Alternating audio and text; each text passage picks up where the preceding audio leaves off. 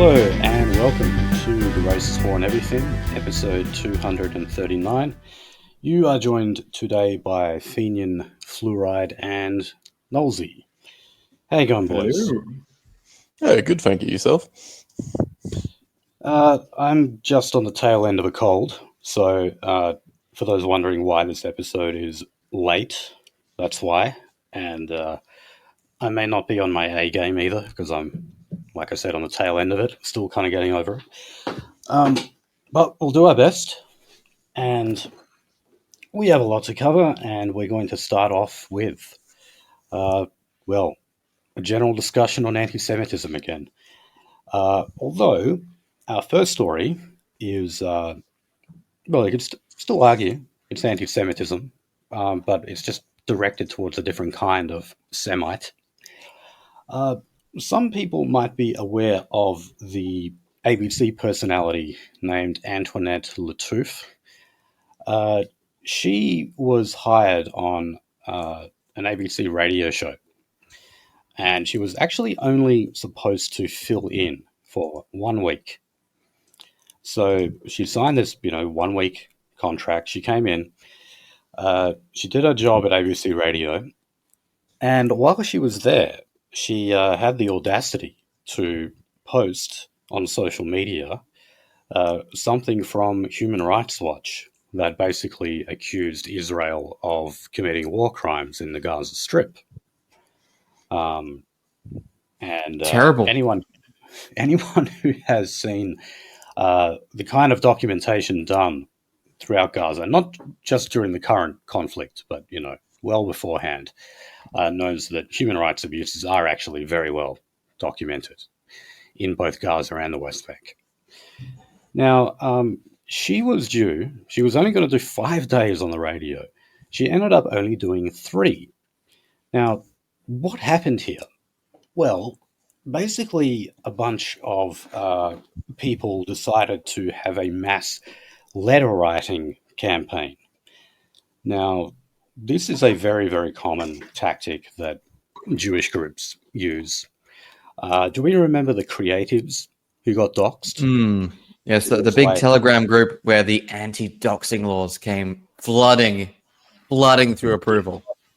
This was a WhatsApp group, actually, but the whole purpose of this WhatsApp group, it contains, I believe it wasn't it like 600 Jewish creatives, as they call themselves. So people who are movers actors, and shakers, basically. Musicians. Yeah, but a lot of the time they're just like unemployed artists, though. Like they just call themselves a creative, even though they work as a banker or something instead. Landlord. Yeah, right. Merchant.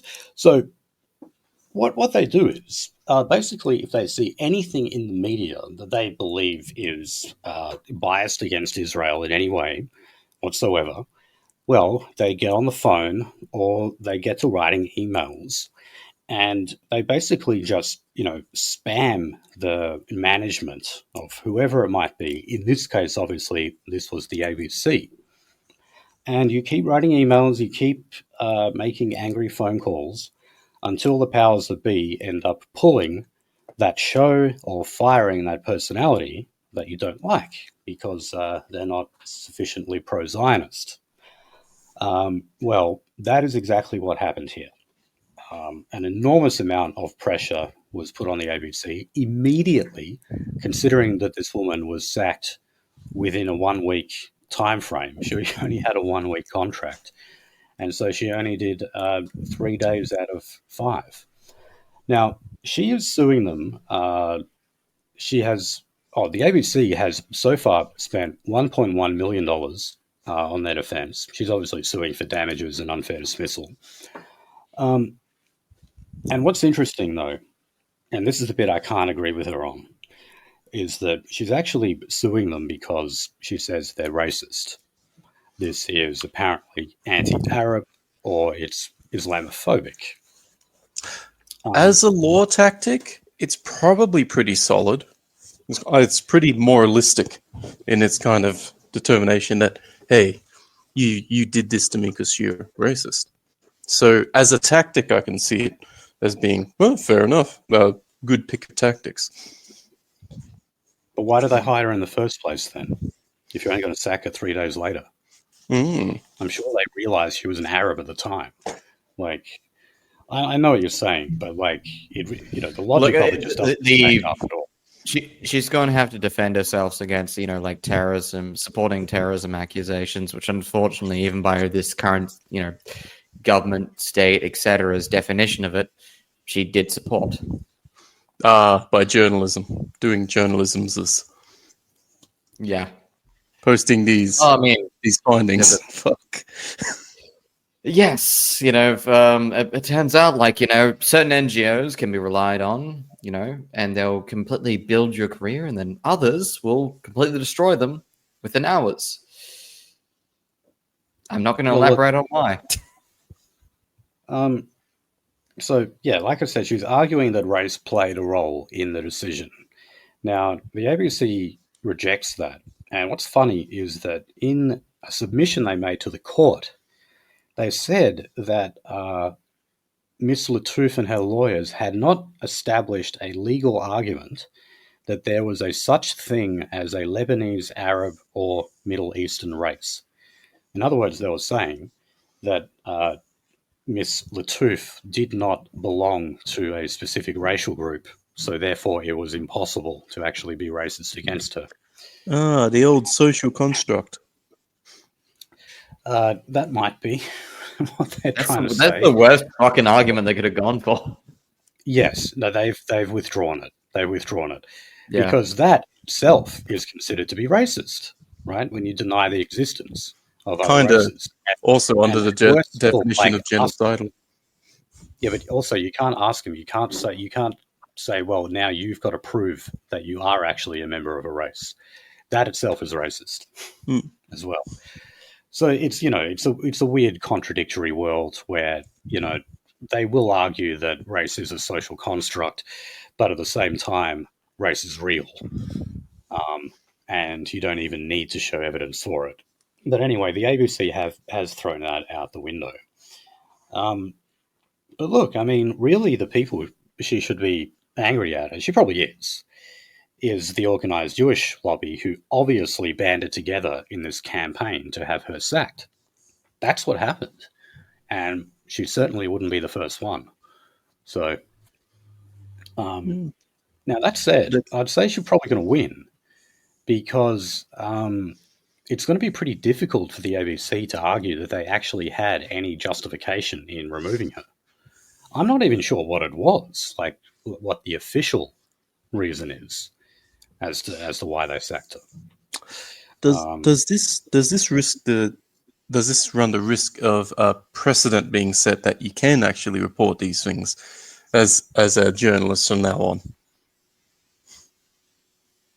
Could be, but you can be guaranteed that the same kind of mass campaign would just be orchestrated all over again if another ABC journalist dared to actually post such a thing. Look, unfortunately, we at risk of crossing the line here. We're thinking, completely and illogically in line with Commonwealth law, saying, "Hey, look, if this is done, there could be a precedent. If this is done in this situation, there could be a precedent." One, we're assuming that this woman is actually going to win her case, even though that she is making a decent argument, which she may. But the idea that we consider that a precedent will be made of this is very speculative on a system. We're speculating on a system that we already know is not exactly forward with us. Right, but even if it did set a precedent, do you think the Jews would care? Do you think it would stop them? I was trying to walk around that. Okay, yeah, no. Fuck no. I'm just thinking there may be a pipeline of people getting in there, making the argument, getting fired, and being able to sue successfully. Yeah, trust me. If this case works out, it's going to be the only one that works out. Like, dude, fuck. Okay, so did any of you guys watch Q&A last week? It's been a while. I don't think I could have watched Q&A last night, considering my fucking power was out. Oh, it's just a little load shedding, mate. Don't worry about it. Yeah, I actually mean the one last week because, we're doing this show 2 days late, so, the prep is a little old now, but it was just the Prime Minister. So he was in front of an audience of 240 voters in Melbourne, and there was one particularly irate woman in the audience who was Jewish, and she told the Prime Minister that their community was broken and that he hadn't done enough to protect them from anti-Semitic attacks. Now, of course, she couldn't name anything that had happened to her, but she nonetheless said that she didn't feel safe just walking about doing her everyday routine. And, she just said that, when the people were out there protesting and saying, "Where's the Jews?" or whatever else they were saying, she said that they just all should have been arrested instantly, like in one go.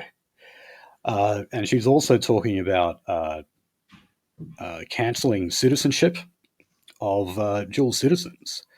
And I remember I made this point a couple of weeks ago that the first time that Dutton has really, really talked tough on immigration was to do with deporting dual citizens, including student activists who were taking part in those camps. And so you mean the ones that are mean to Jews? The only time you're talking about deportations and cracking down on migration and dual citizens is when Jews are upset over it. You never hear it in any other context. Even yeah, as in... that one, Go on. I was going to say there was that one French context where it's just like literally two guys from the same apartment block in Paris. One brutally, rapes and murders this one French girl, and is literally just given, it's like a year and a bit in jail, 1 year monitored, and basically has to wear an ankle bracelet for a year thereafter, and then he's back into the Parisian community. And literally, the other dude refused to deliver a bagel to a Jewish, client on, DoorDash or Uber Eats or etc. And he was deported back to Morocco 2 weeks later. Oh, so you mean the system can just work like that? You mean it can just pick people up into... Oh, this is the first I'm hearing of this. Oh, imagine my shock. The system does work when it wants to. Right. And I mean, look, don't get me wrong, I would have no problem sending these people back because they're all Arabs. The kind of people she was talking about, they're all Arabs doing that kind of thing. Either that, or they are petty criminals getting paid in crypto by an overseas actor, as they're known. People who can't even spell the word Israel, for example,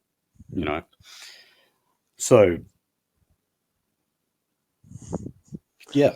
They're not paying their top good time.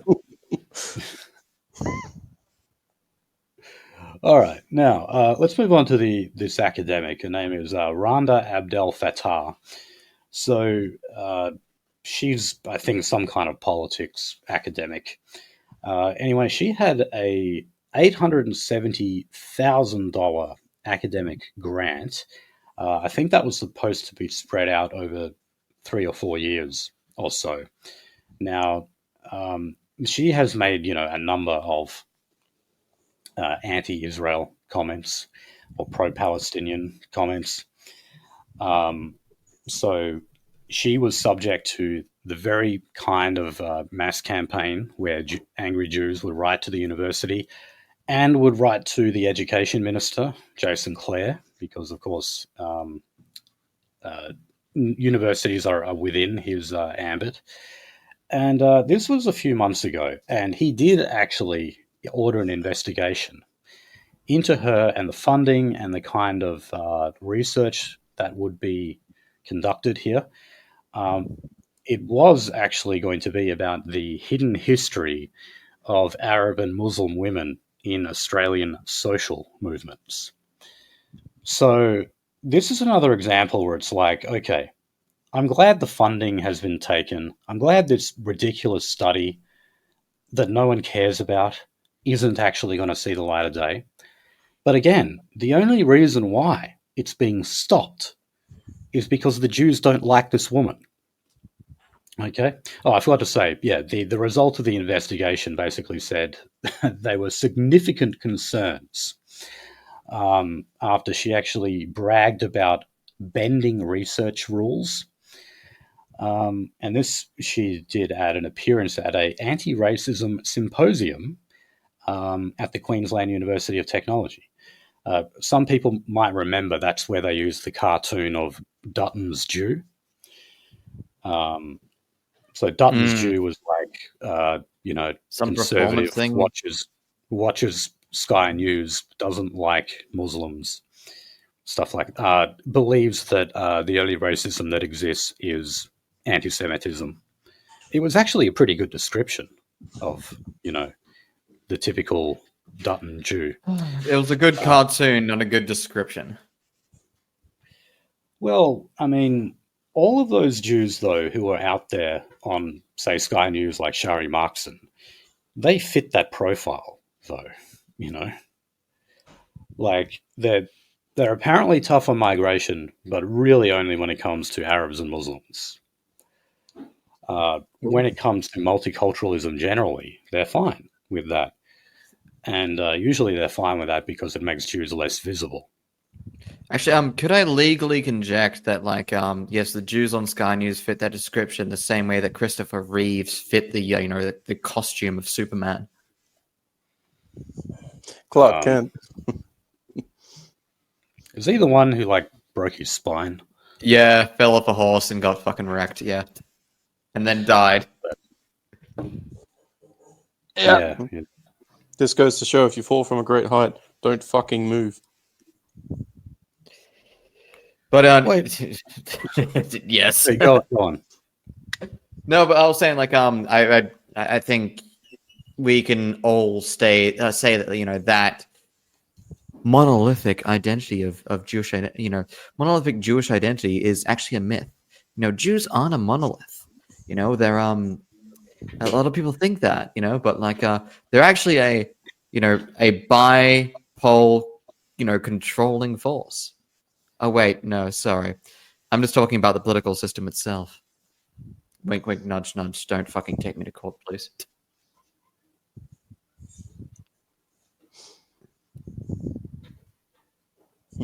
That's all I was getting at. I think that it's the Pete and Dutton Jew, the idea of like, there's some kind of right-wing Jew. I think that's entirely performative. That seems to be by far the most common type of Jew that we have in Australia, though.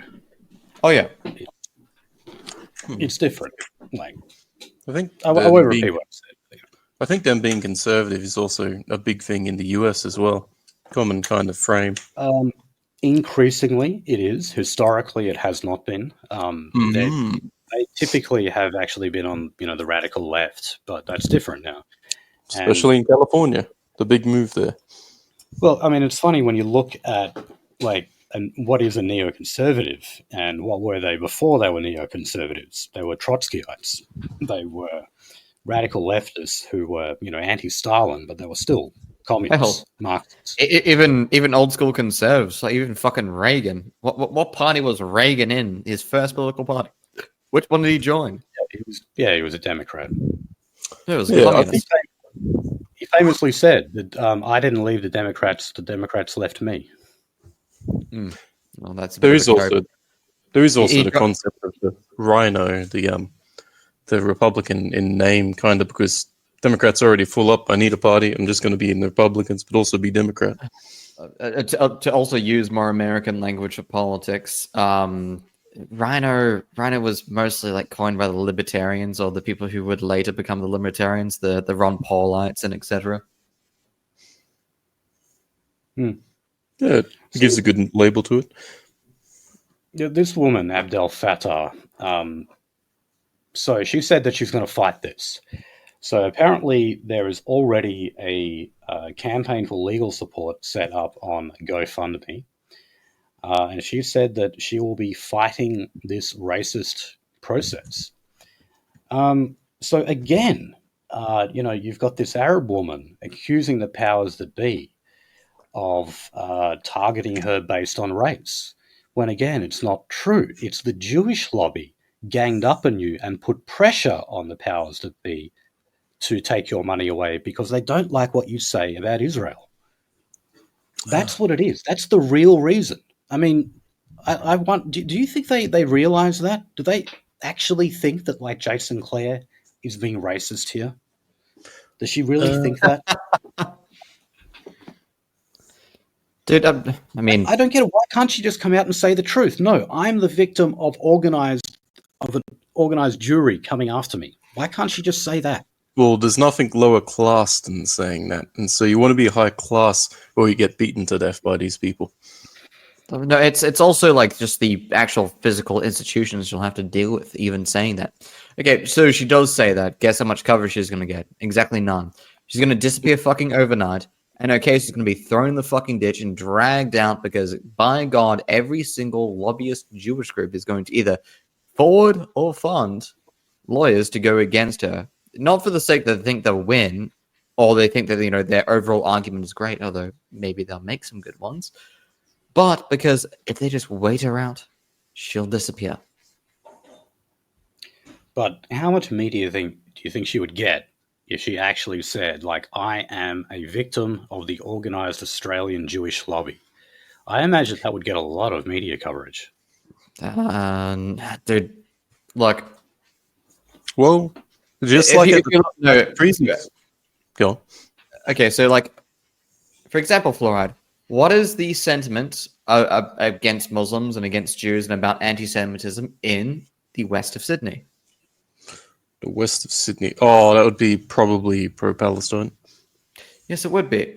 Now, does that sentiment actually get media time, or are we now actually finding that most of our media are being called out by even some humanitarian NGOs for being overly biased? Probably gets the same attention as the entire nation of Indonesia gets. Absolutely nothing.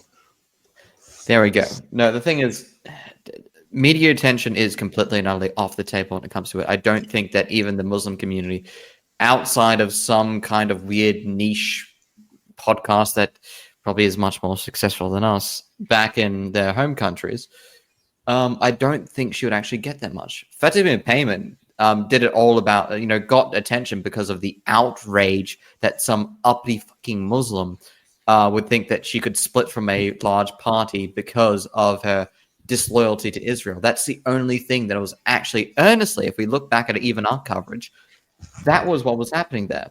It wasn't that, there was grand kind of support. It was, look at these disingenuous, disgusting demon people within our own country and look at who they're supporting.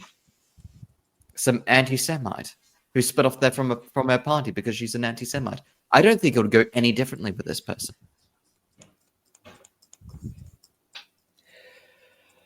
Well, okay. Well, I mean, both of these women have chosen, just to point the finger and say racist, and actually ignore the elephant in the room.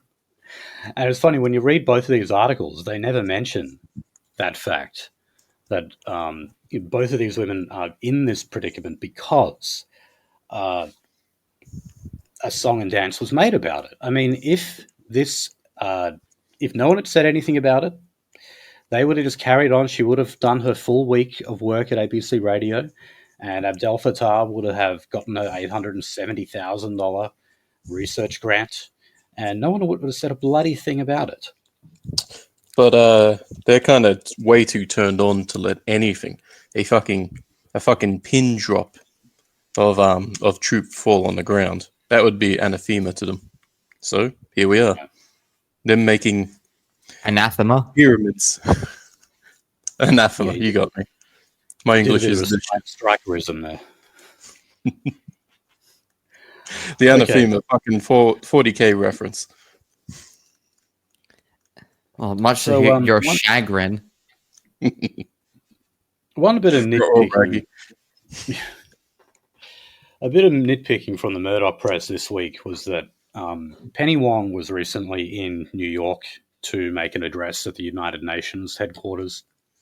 While she was there, she apparently did meet with representatives of Iran and, shock horror, even the Palestinian Authority, that meaning, the Palestinians in the West Bank.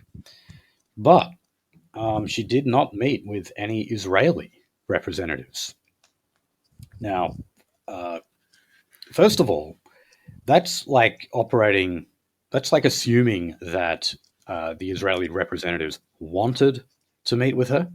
There's no evidence of that. But secondly, she also pointed out that the Israeli foreign minister was not present there. And when she met, that's her counterpart. She's the foreign minister, and generally the foreign minister meets with other foreign ministers at such events. And where the hell was the Israeli minister? The fuck? You imagine they're supposed to be there.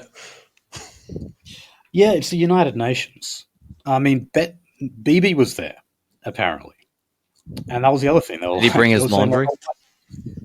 But they were saying to her, like, oh, well, why didn't you meet with Bibi? It's like, because Bibi didn't want to fucking meet with her, It's always the responsibility is laid on the relevant minister to kiss as much Israeli ass as they possibly can.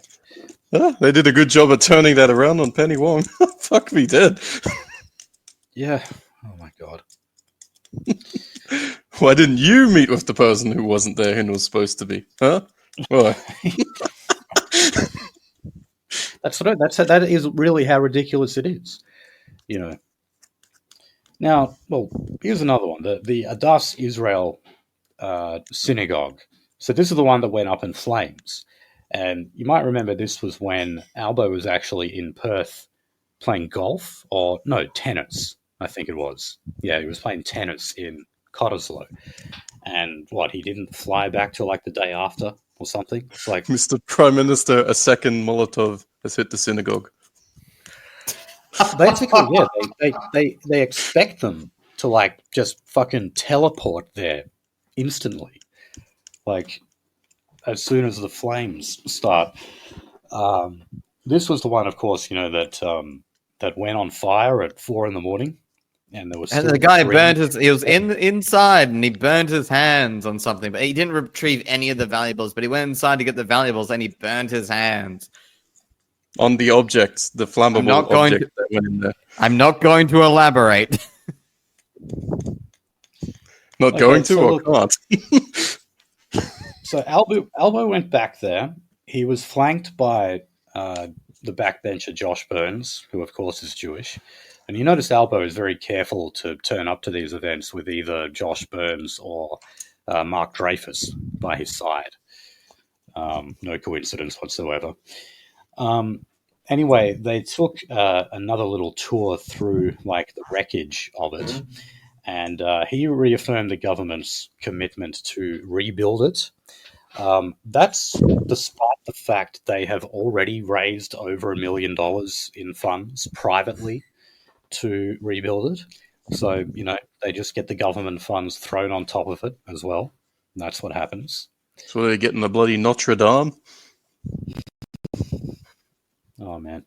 You see, it's great. It's the most elaborate security, insurance scam you could possibly pull off. You know what I mean? Because, you probably get insurance to pay for it. You also get to raise the money on GoFundMe or whatever, and you get a government bailout. So it's you get triple.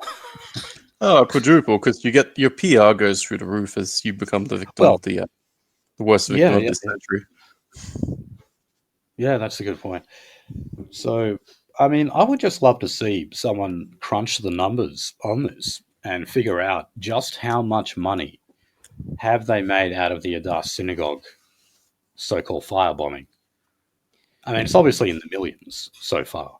But how many millions? That's important. Right. Well, that's what I'd like to see figured out. How many fucking digits of millions? God. All right. Let's turn to immigration. Now, we've got just a bit more on the mass citizenship ceremonies that Tony Burke, I believe, is currently orchestrating. So this is where I believe I think it's 12,500 people that they're trying to push through here. Now, Tony Burke is not just doing these ceremonies in his electorate in Western Sydney. He's doing them around Australia. Like he's made a tour of this. So he is coming, if he hasn't already been, to Western Australia. Our Premier, Roger Cook, said that he certainly did not invite Tony Burke over for such an occasion, and he was not even aware of such a plan.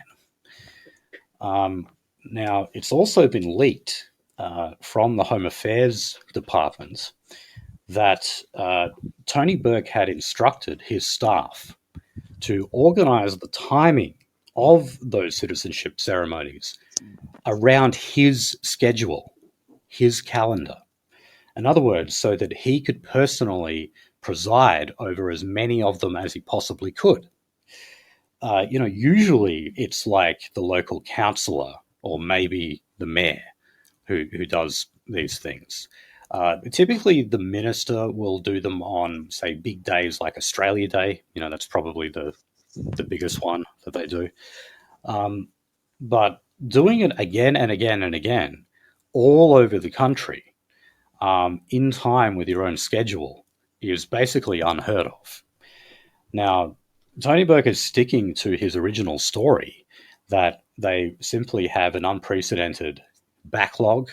But as we covered last week, people from various councils said that they were never aware of any backlog of people awaiting citizenship. So this is something clearly that Tony Burke has orchestrated as a way of pushing through as many Labor voters as they possibly can before the next election. And dare I say, Tony Burke is afraid of his own seat being lost, because that's where you're going to have an independent Muslim candidate. And all of those Muslims within his electorate are sure to vote on ethnic lines. Yeah, if they're the first generation of citizens, there's no other way to go. You have to be a couple of generations in before the liberal mind virus gets you and you start going against your interests by voting against it, like not going for that candidate. It's called one. Honestly, it's called one. Like I've seen first generation gay Muslims, granted, on a campus, a while back. But then again, you get in Western Sydney, you get like third and fourth generation Lebanese who, they usually go through their career of crime first. Yes. And then they become radical Muslims later on. I've actually never met a Lebanese bloke who hasn't been in a gang. Right. I'll say this. I've got something we sorry to fucking step on your toes on that one, but something we talked about a while ago when the Sudanese gangs were a whole thing, and they're saying we don't see this kind of violence in Sudan. And it's very easy to say okay, well, yeah, you don't see this kind of violence in Sudan, which is petty theft killings, because in Sudan they just kill each other. But no. It's you can kind of fucking see it, because if you're actually in an organized crime gang in Lebanon, you are getting killed. You're getting fucking state executed very quickly. But if you're in a rape gang and blah blah blah, and she's an infidel and etc., yeah, you can get away with it as long as you're part of the Lebanese Arab community. I think the fact that they're joining criminal gangs is more aside from, it's removing the culture away from their race temporarily. I think that if you get someone who is actually can I say IQ stuff? Can I say Yeah. Just don't use slurs. Okay, so someone who is so many standard deviations below the say the average of fucking 95 in this country at this point, then yeah, the only way for you to make money is to be an enforcer for organized crime, and that's what they are. Yeah, I mean, when we did the show on the Cronulla riots, we were basically talking about how you plucked a bunch of people who would otherwise grow up in a pretty strict, family orientated Muslim background upbringing, but then when you pluck them out and place them into Australia, where we don't have that sort of society, and you can go to the beach just wearing a bikini or whatever. All of that discipline that they would have had goes out the window, and they're just left to their own animal devices. And again, not to say that they're good, and not to say that they should be here. They should be back there in their own fucking communities, and their own countries, and their own societies, and their own cultures. Right. It was developed for them. Society set them straight. They wouldn't have grown up to be in a gang or anything if they'd grown up in Lebanon. Well, they probably wouldn't anyway. We'll see. All right. Well, so on those, this cohort called the NZYQ detainees. So these were the ones who were in indefinite detention, and then they were let out due to the High Court ruling. So far, only 3 of them are planned to be resettled in Nauru. This was an agreement struck with the Nauru government about 3 weeks ago. I remember last week we said that one of them is launching a High Court challenge. Well, guess what? All 3 of them now have High Court challenges pending. For some reason, these people, they don't want to live in Nauru. They would prefer to stay in Australia. It's a lovely place. You got these beautiful crabs crawling all over the place.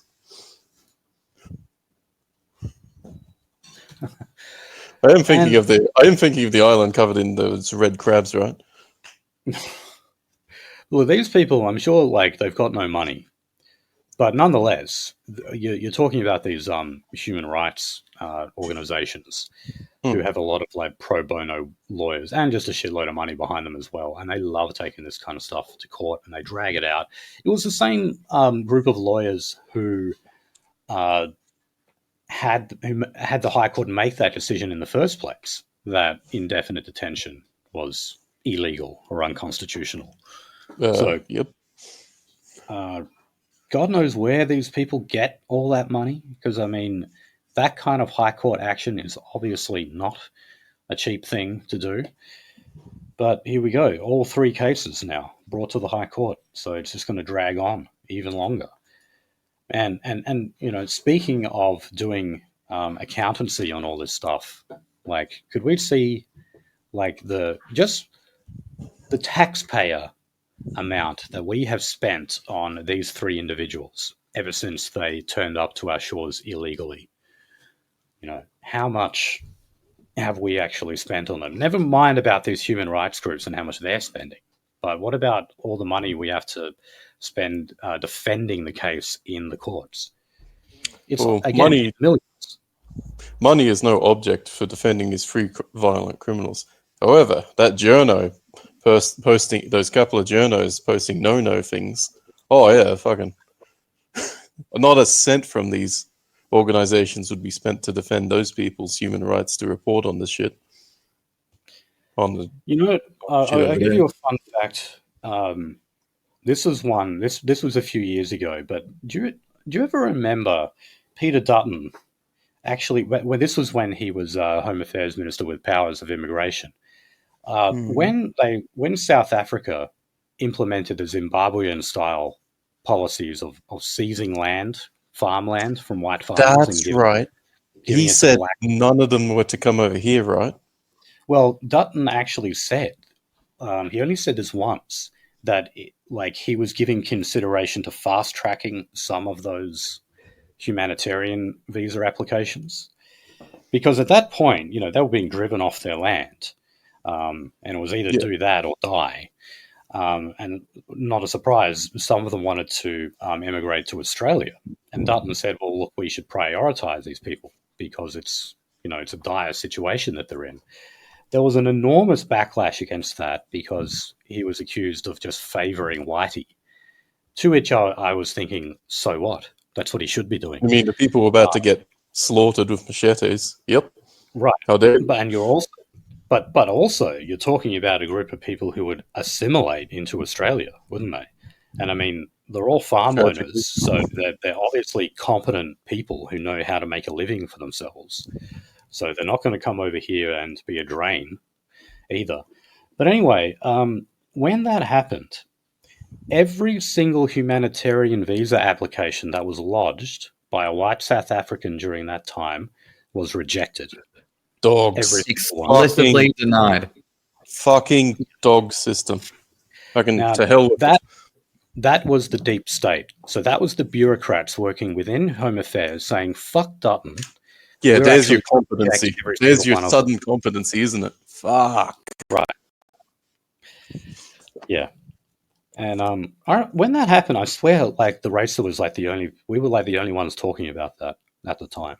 Like we were on the ground. Well, at least I was on the ground for the racer at the time. I saw one article in personal interest. Sorry. But yeah, it just shows how, like, yes, the government can absolutely act when it wants to, when it's sufficiently motivated. Okay. So let's move on to the economy.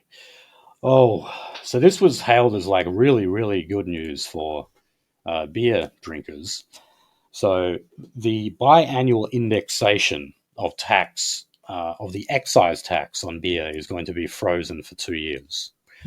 Okay, now when you actually do the numbers here, that would result in less than a cent off a mid-strength pint. Damn. So effectively nothing. Amazing savings.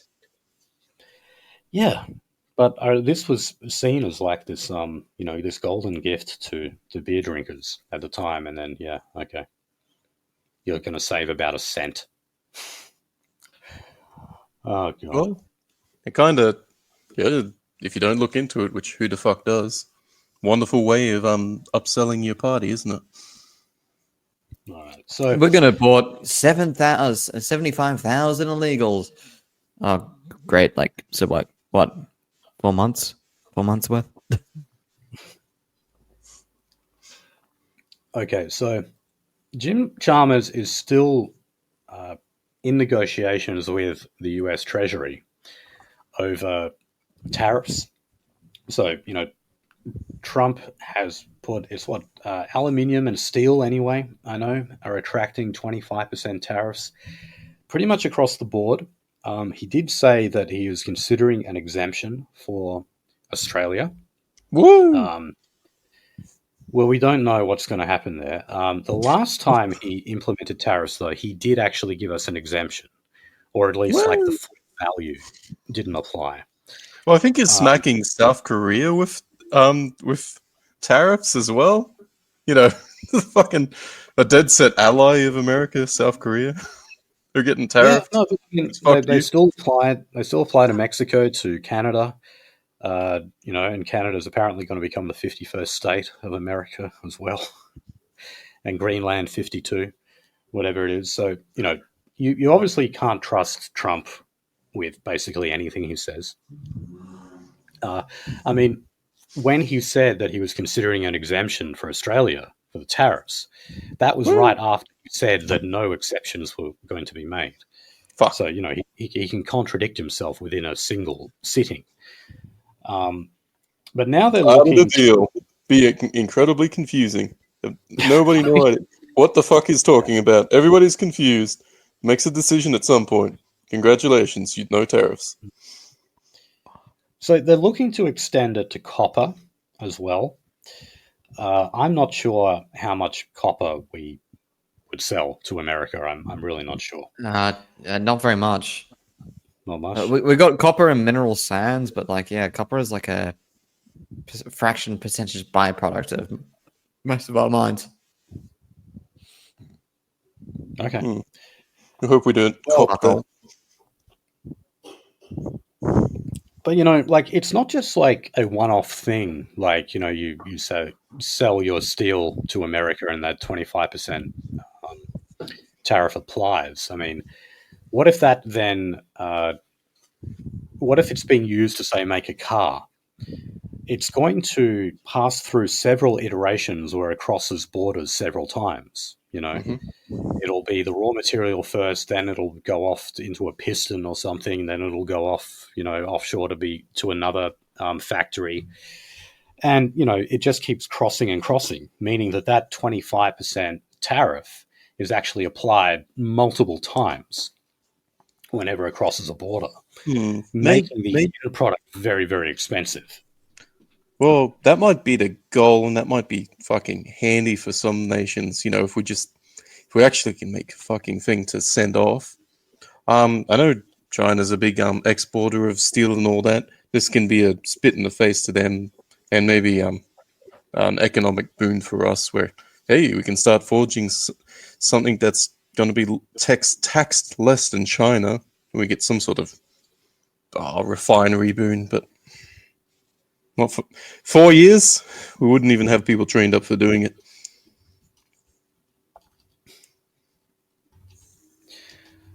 All right. Well, yeah, I mean, look, it might hurt us, but I'm a protectionist anyway. I mean, we're all nationalists, basically. We'd all be protectionists. Oh, yeah. So you can appreciate kind of what he's doing for his country if it goes through, and it's not just a big dick waving contest. Right, but can we do it too? I mean... Dude, again, like Anthony Albanese even brought back the idea of like, oh yeah, we're gonna make like like we're actually gonna work to make these industries to make steel and aluminium and etc. in this country. I'm just like, look, you would have to spend $4 million today, $4 million tomorrow, $4 million for the next 15 fucking years to get back what we had in the fucking late 40s here. We were able to fucking sign contracts with the Japanese to literally give steel to them. That was shit, by the way. That was dropped back on a fucking fleet. Yeah, the fucking Australian steel dropped on Darwin. Yes, that was the case. We actually fucking made a steel agreement in the fucking 1920s with Japan, and in 5 years we fucking ended that contract because we supplied the entire raw amounts. Do you think we could do that amount today? How many decades through the court challenges? Well, come on, we're supposed to be manufacturing nuclear-powered submarines, aren't we? Oh God! What you mean France is? You know what? Like yeah. God, I didn't even tell you about one other thing, Finian. But like I think all of us need a field trip all the way up to the fucking like blasted out and glassed in blast furnaces that we have even in our own state, even just a little bit north of our own fucking city, that are now just abandoned. Yeah, you could go grab one of those things and make a nice old art exhibit out of that. Kill me. Kill you? Okay. Now, do we remember the old Reserve Bank governor, Philip Lowe? He was like one of the very few RBA governors who had a bit of name recognition. And the reason why is because he's the guy who put up the interest rates consecutively when we got out of COVID. And that was, really the beginning of what we're now calling the cost of living crisis. So, now the thing is, you can't really blame Philip Lowe for that. He was obviously just responding to the circumstances of the economy. But his sin was that before the interest rate started to go up, he assured people with mortgages that interest rates were not likely to increase for another 2 years. And then, of course, they did, and they increased quite significantly. So that was where he really kind of fell down. But anyway, he's saying that the current cost of living challenges are mainly a result of a lack of productivity growth rather than interest rates. And look, I think he's right. I mean, obviously, if you've got a mortgage, the interest rates are going to hurt you. There's no doubt about that. and then that in turn hurts renters. But when it comes to, the cost of groceries, cost of petrol, and all those kind of things, it's usually factors external to interest rates. He might also just be trying to save his own reputation, though.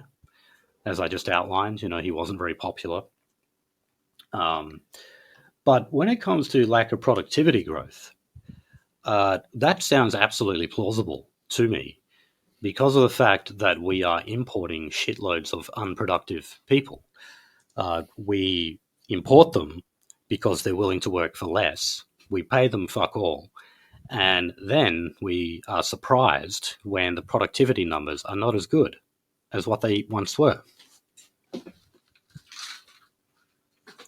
Yes, you're still not handing me my fucking money in order to do this fucking job. I still love that we got these, actual economics doctorates right now. They're saying oh yes, the consumer end of the market is much more better end than the supply or actual producer end of the market. Yes, as long as we have so many fucking warm bodies coming in here. I mean, I guess that that kind of economics is good for the real fucking top end or the property investor. Certainly if we have so many warm bodies in here, just eating fucking food. And, buying TVs, maybe. Or eating whatever. Those Buffalo Wild Wings. You're a true TRS, aren't you? No, but yeah, no, that Corey slop be slapping, though.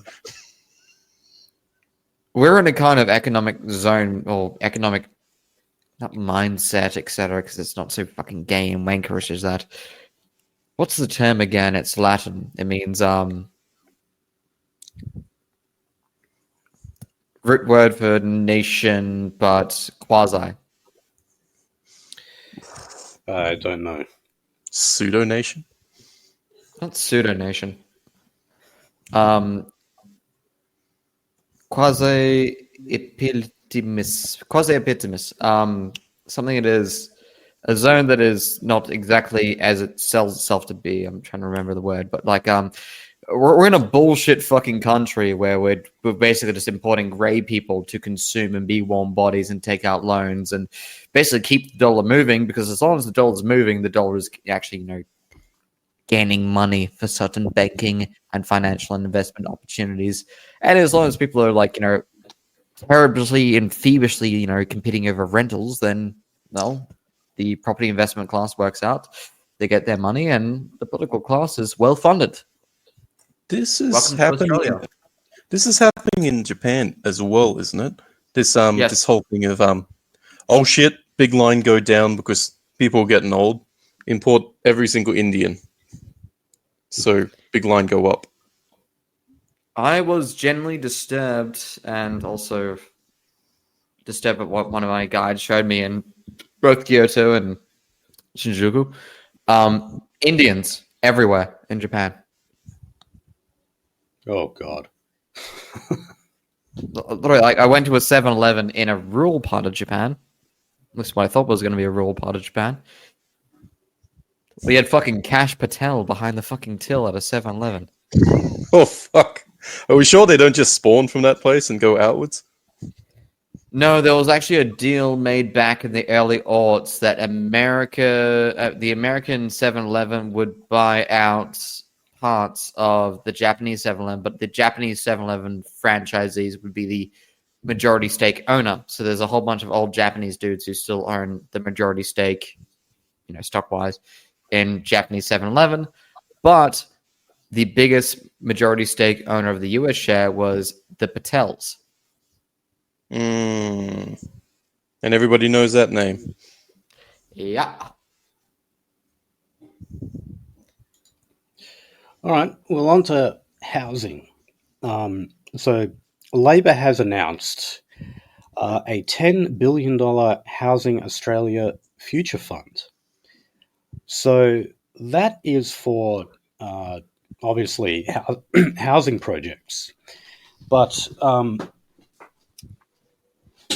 if you have a look at where those housing projects are going to be, so 183 social and affordable developments is planning, under construction, and completed heavily favours government seats with up to 50 Labor electorates home to the Housing Australia Future Fund. So this is what you call classic pork barrelling. They're obviously also doing that in the marginal seats as well. Look, the Libs would have done the same. They would have done the same bloody thing.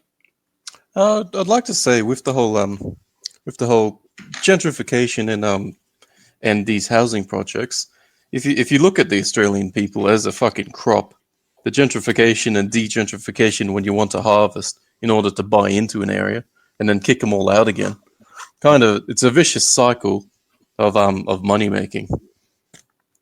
Basically, using a housing project, or even I was in this one place here in Sydney. They when they was shutting the asylums down, kind of just released a whole bunch of them onto the streets with a housing project in a pretty okay area, and then the streets became pretty fucking scary at night. There's your degentrification and lowering the house pricing of the area just by bringing these crazies in to harass people, if just by coincidence. Yeah. Well, I mean, we just don't lock up the crazies at all anymore, like in Australia. Like, not just Sydney, like just everywhere. Like there's other nutcases like in the Perth CBD who talk to themselves all day and shit. But they're not locked up because they're not violent. Those are the ones who've survived. I bet a fuck ton of the poor bastards just died from exposure out there once they were out of their asylums.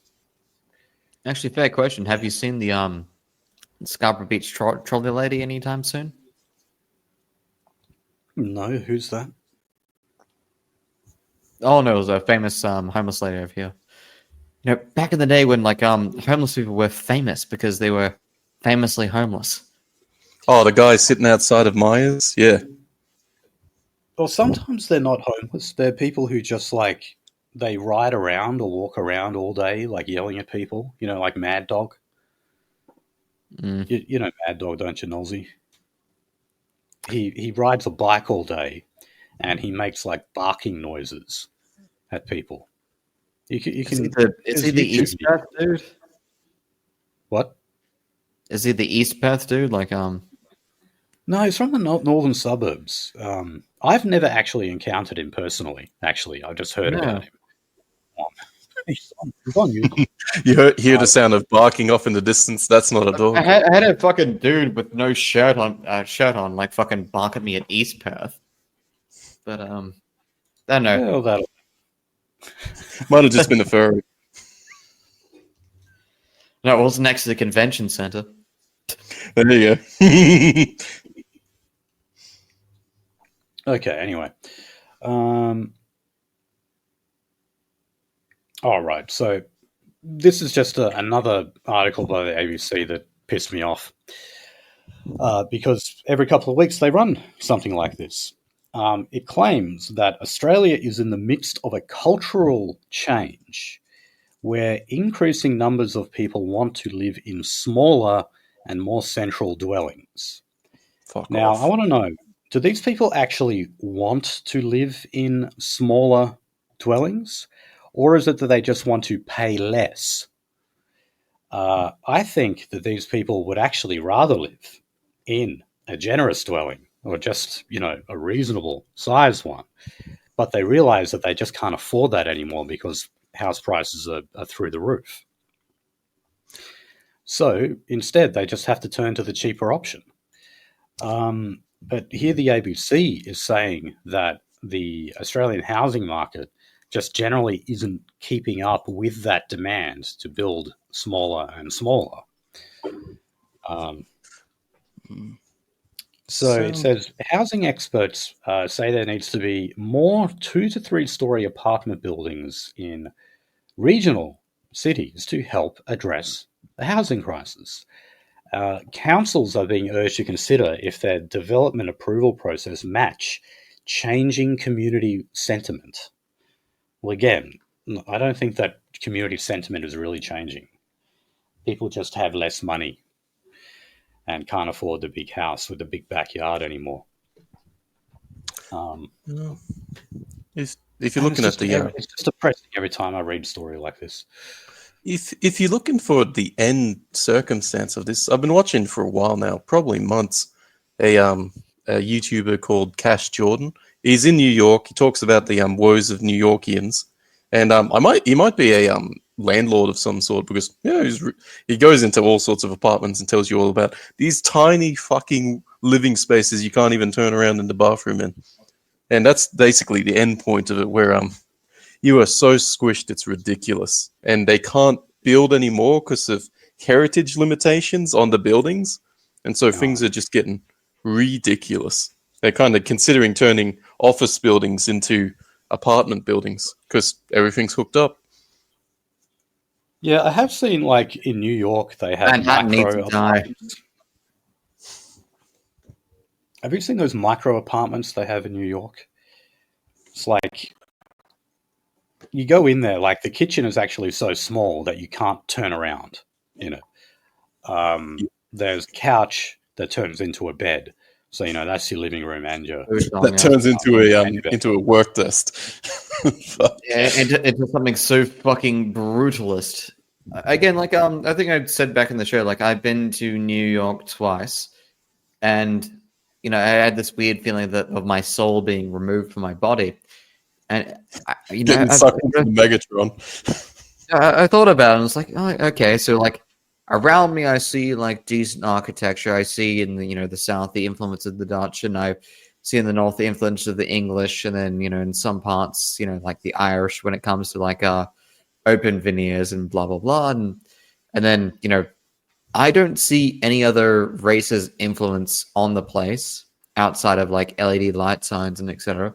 So it's like, like this plastering of other ethnicities on top of it. And the thing is, I see a place that was built by Europeans for a purpose, and that purpose got slowly destroyed. And I think even when I was a young teenager, I realized that, like, I know about this place, but this place is now haunted and a ruin and a revenant. Actually, is probably the best term, a revenant of what it's meant to be. Manhattan is a revenant of European culture.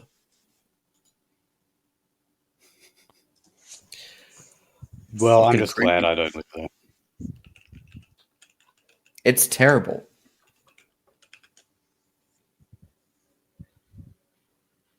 Okay. We don't really need to discuss this. I just found this amusing story where they're talking about a lot of the new houses are not accessible enough for disabled people. And the ABC profiled this dwarf woman who has tattoo sleeves. That's just amazing now. We have dwarfs with tattoo sleeves and glasses that are clearly too big for her. I don't get it. Like, some of these dwarf people, they insist on, like, wearing clothes that are still, like, adult size, even though they clearly are too big for It's them. an ego thing. You reckon? Yeah, no. Doing baggy pants and shit. I was once seeing a girl who worked at a department store, and then she had these, but like she had multiple people with achondroplasia come in, and they just basically was like, "Oh, look, we can get, the sleeve, we can get sleeves done up for you, and etc. and blah blah," and they just refused. Just so like, no, we're not doing that. We're not doing that. Well, actually, it's free of charge because nope. It's stubbornness, I guess. Very dwarfish, though, being stubborn. Don't say that around them; they'll hold a grudge. Oh, Jesus. The cat just, like, tore on top of my computer. For fuck's sake. Is that the black one? Yes. I've only got Satan. one. All right, so here's another story on rezoning. So this time in Sydney. So this is where, you what do they call? What's the term? When you sell a house and it can actually be divided into two. Subdivision. Yes, subdividing. So this is where sometimes what you do is you get people in a whole neighborhood who actually like band together and they say, how about we all sell our properties in one go to a developer who can just rezone the entire thing. And the developer will pay very, very good money for that. So this is happening in a lot of parts of Sydney that are already congested enough, and marking it for even higher density development because you guys in Sydney aren't already packed in enough as it is.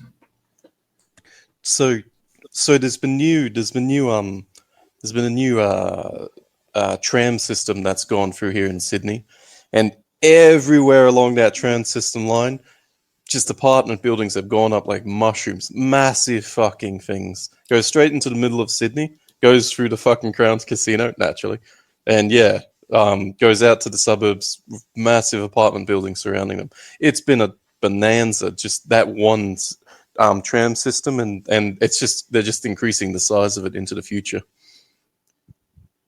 Yeah, and I mean, in Sydney, like you guys started it all, like Harry Triggerboth, the Polish Jew, I believe.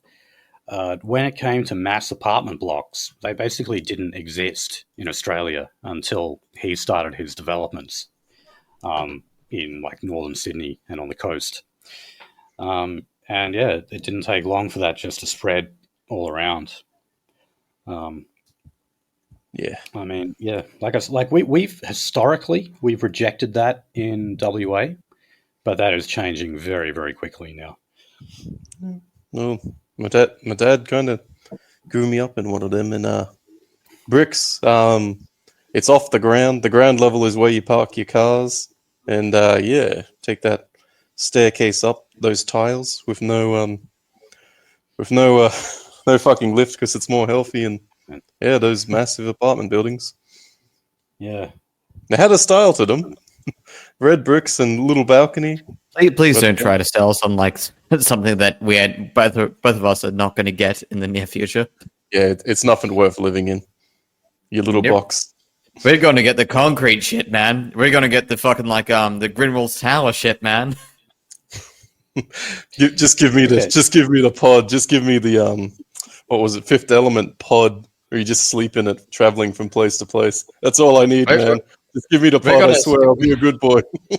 We're gonna get fucking set on fire and burned to death because the neighbors like 2 floors below us decide to set an open fire and they're fire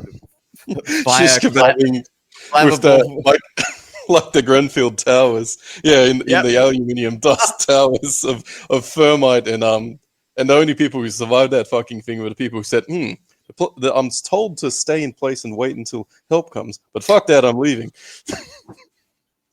Oh god! People who left, they survived. People who didn't, cool. A true tragedy, but like holy fucking shit, we're gonna. Okay, like he wants to take a wager. How many years? 5, 6? What, we talking about planes falling out of the sky? Shit's already happening, bruh. No, I was talking about like towers burning up in Australia. Most of our shit's brick and concrete at the moment. There was that one near Central Station that everybody got to watch on their way to and from work. All right, so still in Sydney, you've got 6 councils who are looking to jack up their rates by, between 12 and 87%. So I'm going to kill myself. So, the regulator sets maximum yearly rates of 3.6 to 5.1%, but it gives some councils extra allowance for further rate increases that are reflected and adjusted by population. So these councils have applied for an exemption, basically. Wow. Can you imagine what would happen if you actually just gave them free rein? Like how much the rates would go up. And I mean, it makes sense because we're talking about areas here where the populations just get bigger and bigger and bigger, meaning you keep putting an increased strain on the existing infrastructure that is within that council. It makes sense that the council would then want to charge people more money for it. Going back to New York and that Cash Gordon guy, he talks about the government having a system of kind of price kind of the system it prevents the price from going up. It a lock-in of your rental price, and it doesn't change. It has some places that do that. Problem with that is the place just doesn't get invested into. Nothing works. Nothing works here. The whole misery routine of it becoming a slum because it was price locked. So even ways of getting out of this has consequences that make it. Control. You're talking about.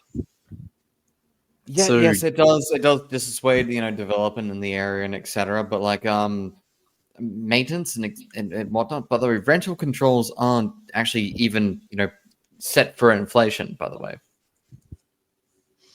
Yeah.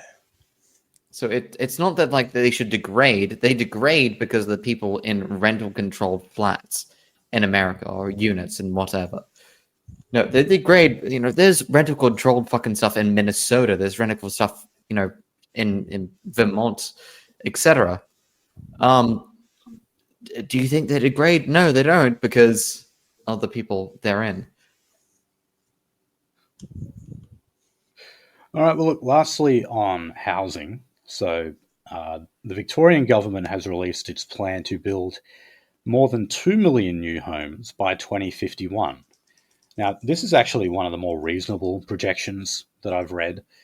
Like the federal government will say like 1 million in only a couple of years, which just is not feasible. 2051, okay, that's believable. I believe they could actually get that many. But yeah, it's still like it's not going to be good enough.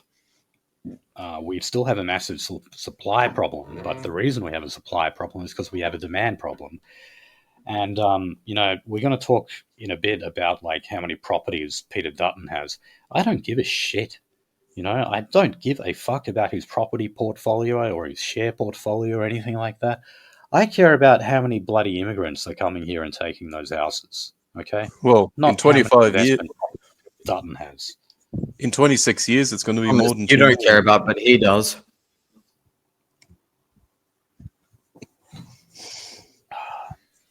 Because he's worth about $30 million. His net worth. But I'm just like, what? Why should I care about that? I honestly that means nothing to me. When it comes to my decision at the ballot box, that has no bearing whatsoever on how I make my decision. Well, it activates people's envy. Like, and some people, sure, it might do, but it's like, I just don't give a toss. This man has X amount of properties. You wouldn't vote for a man who has all these properties and isn't sharing it with you, would you? That's basically the messaging. That is basically what they're saying. Well, that is a left-wing messaging. It is, but the thing is, like, they expose all this, and they say, like, actually, look at all of our, envy of, property ownership and etc. without really understanding, like, oh god, look at all these fucking lib primers owning properties, and like, oh god, they're a part of the landlord's assault on our people, and that's why migrants are not the problem. And then you look at the fucking labor, and they own just as much. Congratulations. The actual, like, the big driver of our political parties is, I guess, rental lobbyship. Hey, yo, but there's 2 cent off pints and shit. Oh, God, that's great. It was 1 cent. It was 1 cent off a pint. Shit. Okay. So let's move on to industrial relations. So it would surprise no one that the Fair Work Commission ends up getting stacked by whichever government is in power. So at the moment, Labor is moving to appoint, 4 more union-aligned appointees.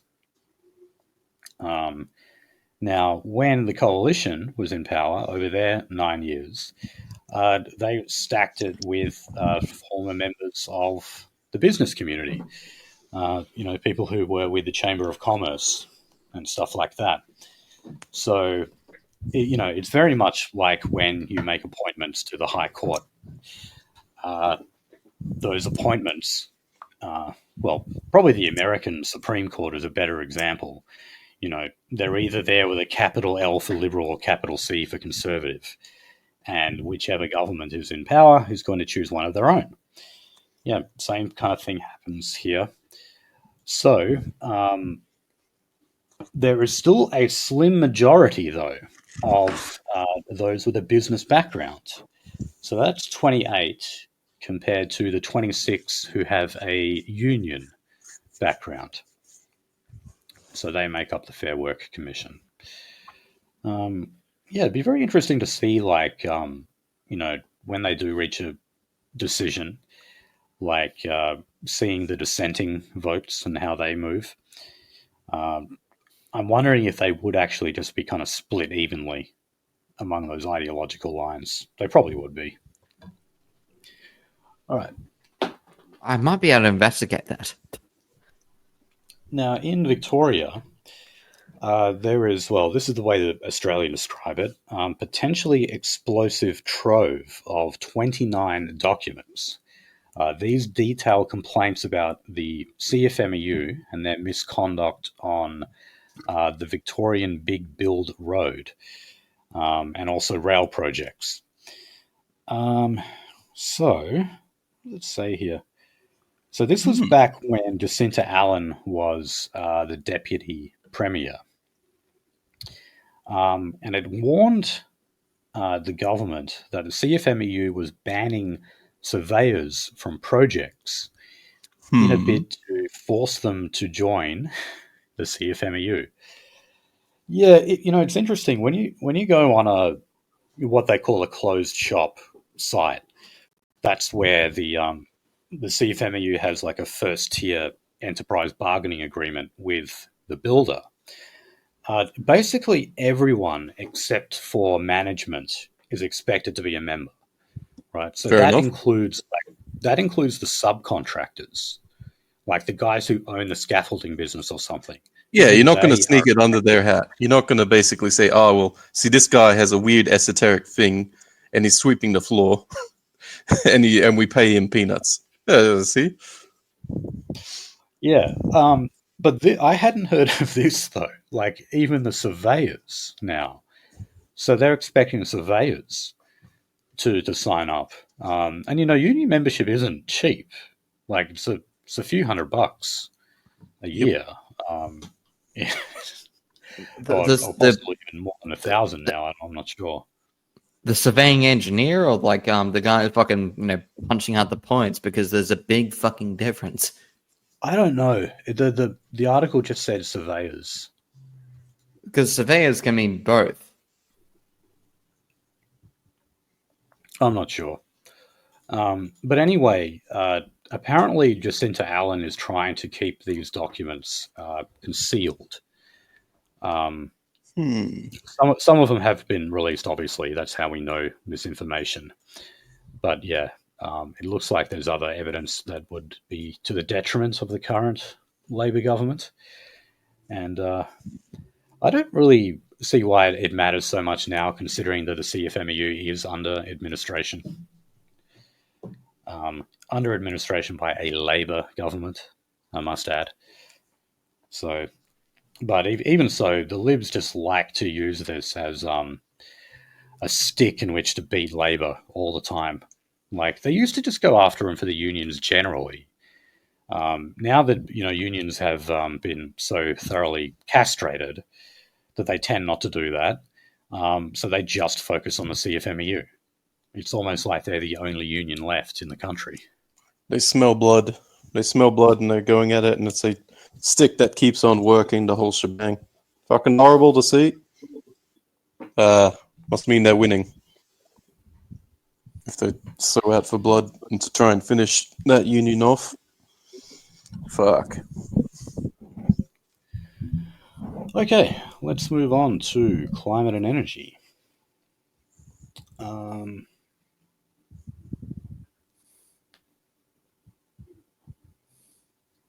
let's skip that first story. Looks a little boring.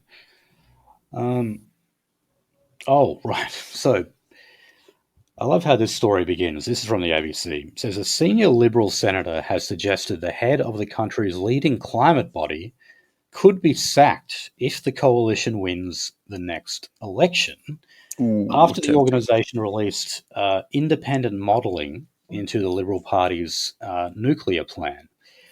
Okay, so the Climate Change Authority, this is a government-funded authority, as you can imagine, and it is basically it's a front so that they're able to say that all the government's green energy projects are efficient and cheap and reliable, and that any alternatives like fossil fuels or, dare we say, nuclear would always be more dangerous, more expensive, etc. The head of the Climate Change Authority is none other than Matt Kean. Matt Kean is the former Treasurer of New South Wales under the Liberal government.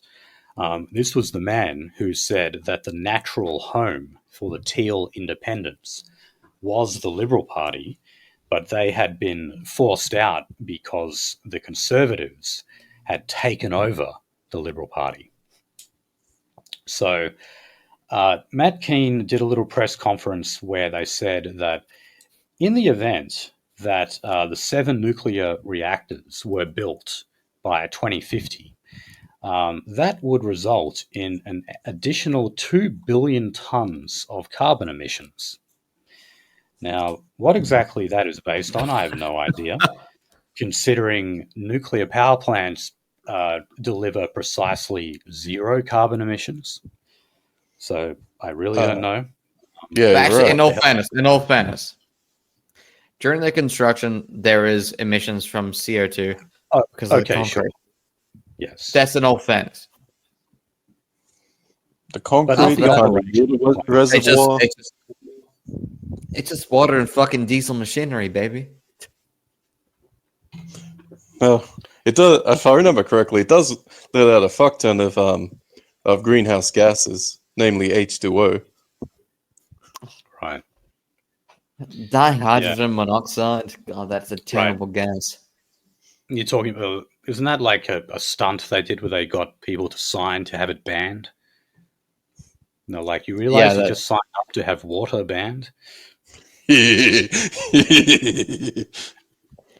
No, basically the big downsides of like nuclear power is, well, modern nuclear power is, actually we don't even need to like fucking weigh in the nuclear disposal here in Australia because we just have like abandoned pits. Hey yo, you got that desert, right? Chuck it in a hole in there. Not even that. Have it fall off the back of the truck on the way out.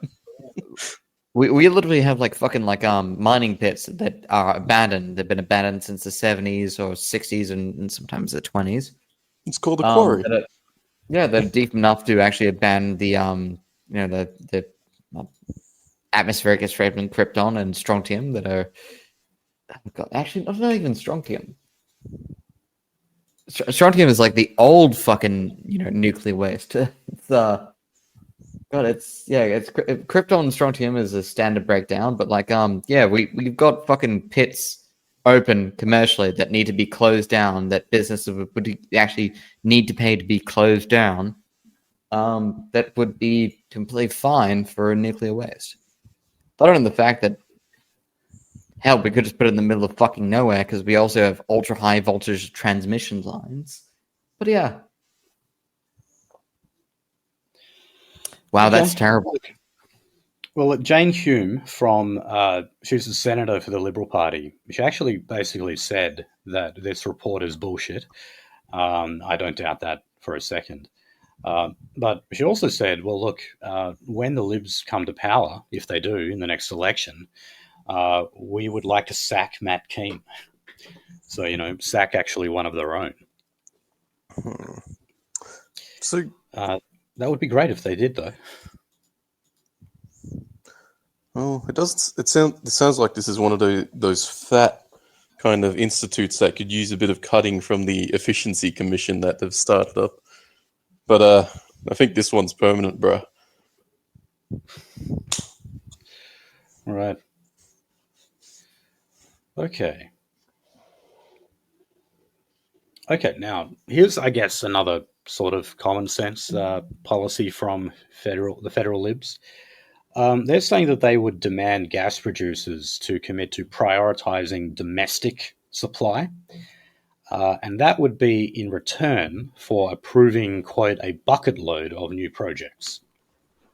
Now, there's a particular focus on Victoria, because do you remember when Victoria almost ran out of gas that time, about a year ago or so? And it's amazing, our second most populous state, the idea that they could actually run out of gas. But, they've gone so far down the green energy road that is just the way it is. So the coalition's worried about that. They want to basically force gas producers to supply the domestic market and prioritize the domestic market.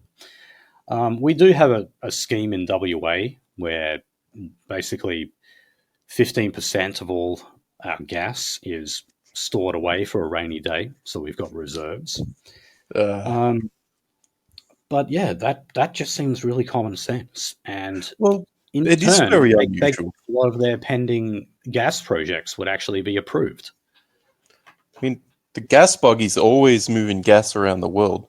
To imagine that we sold so much of our fucking gas that fucking supply's getting low. What the fuck? Is really alarming. I mean, A terrifying idea. Putting any more fucking gas in, or having to send it off and retrieve it back, or get it from some other place? Fuck. Yeah. So look, for example, we're still also we're still on the bridge of the brink of losing the contact with the Ragnarok. With Ragnarok, the Ragnarok is the largest LNG extractor. It's still off the coast. We're still making good with them. For now, we've pissed them off twice in 2 years. Right. Well, look, for example, in terms of projects, the Northwest Shelf extension, that has been stalled, I believe, for years now. The coalition government is saying that they would greenlight that as soon as they were elected, and expedite approvals for gas drillings off the Victorian coast.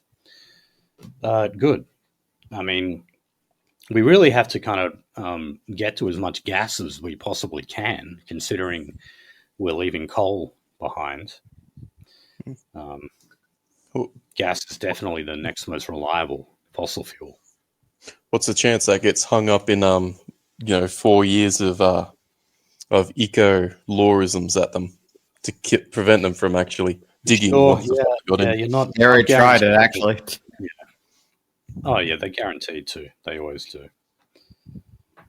All right. Oh, so the new Country Liberal Party in the Northern Territory.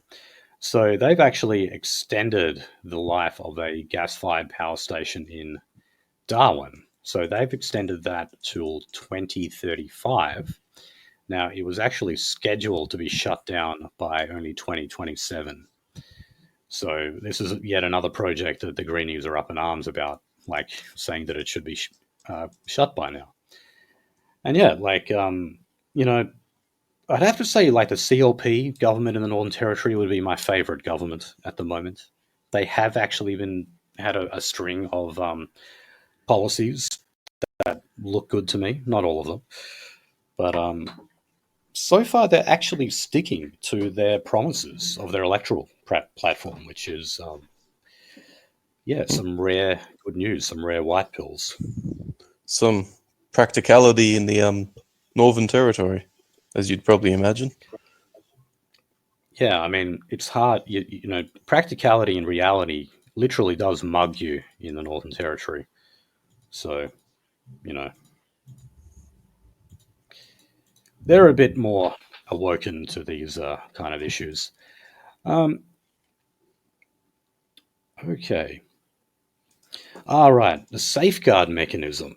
You guys remember what this is? So, this was actually something that was introduced under the Turnbull government. It was referred to as a climate tax or a climate price. Carbon price by stealth. So what that does is it targets the heaviest polluters or carbon emitters in the country. It caps their emissions. And if they want to go over those emissions, well, they have to buy carbon credits.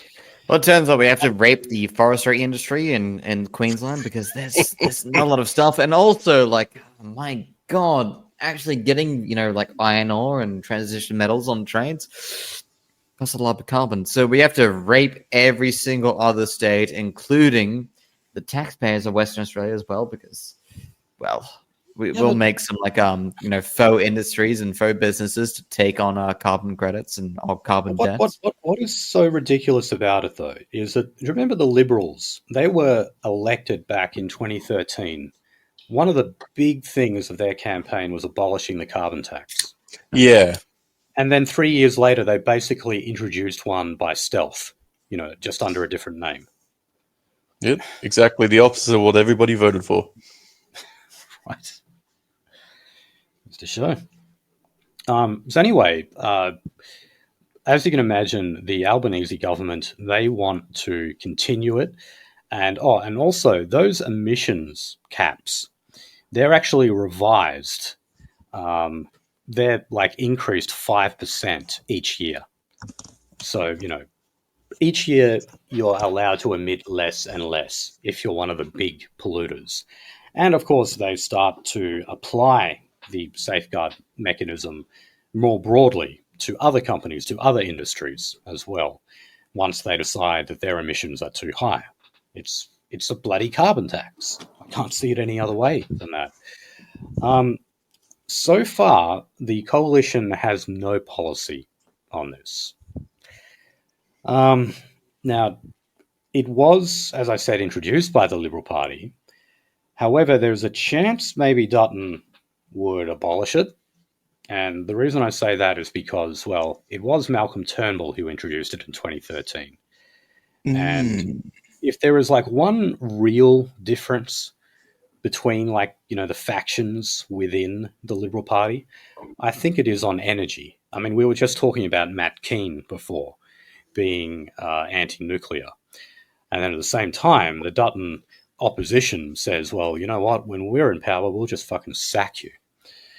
So it could be a similar kind of thing here. Maybe Dutton, does think this is a stupid mechanism to use, and he might abolish it.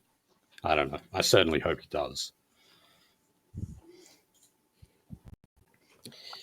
All right. We shall see. Oh, God. So, talking about collie here in WA, always depressing talking about collie. So, apparently, because, look, they're basically the entire coal industry, the mining and the power stations are due to be shut down by 2030. So, not long at all. And anyone who knows anything about collie knows that their entire economy is just built on coal. It is a Welcome to Ghost Townville. Population collie. Yeah, it's already starting to be hollowed out. A lot of people have already seen the writing on the wall, and they say, this is a lost cause, let's leave. Now, that's not stopping the government, though, from starting new projects there. So they want to be able to re-skill the workers who live and work in Collie, and get them working on these new net zero economy projects. What, are they going to start a fucking coding center? These cunts. Yeah, I mean, look, they're not quite saying learn to code. Not exactly that. But they are saying that they're going to be rolling out green energy infrastructure. Some of it is part of that Future Made in Australia plan. That's a federal government plan to manufacture green energy products onshore. So they're saying that these workers who used to be coal miners or whatever, they're saying, oh no, they can just get a job, in a sector like that in green energy, because Australia is going to be the powerhouse of green energy. And it would be very, very easy the green energy job to make that green transition. energy products. Well, yeah, well, we're the ones supposed to be manufacturing all of those solar panels and wind turbines and whatever else. Apparently, it's all going to be in Australia. But doesn't the manufacturing of these solar panels actually create carbon? Actually cost energy? Yes, Of course it does. and also Then like wouldn't it be carbon tax to Buggery and back for being mean on the environment? well, not that, but also I do have some intel on the collapse of Collie, because I was actually personally placed down in Canning Vale recently, and it turns out a whole bunch of old Collie people are just migrating up there and literally renting flats and hoping that they die when they're 68. God. Fuck. Yeah, like I said, like the exodus from Collie has already started. Because a lot of the economy, the coal economy, has already been shut down there.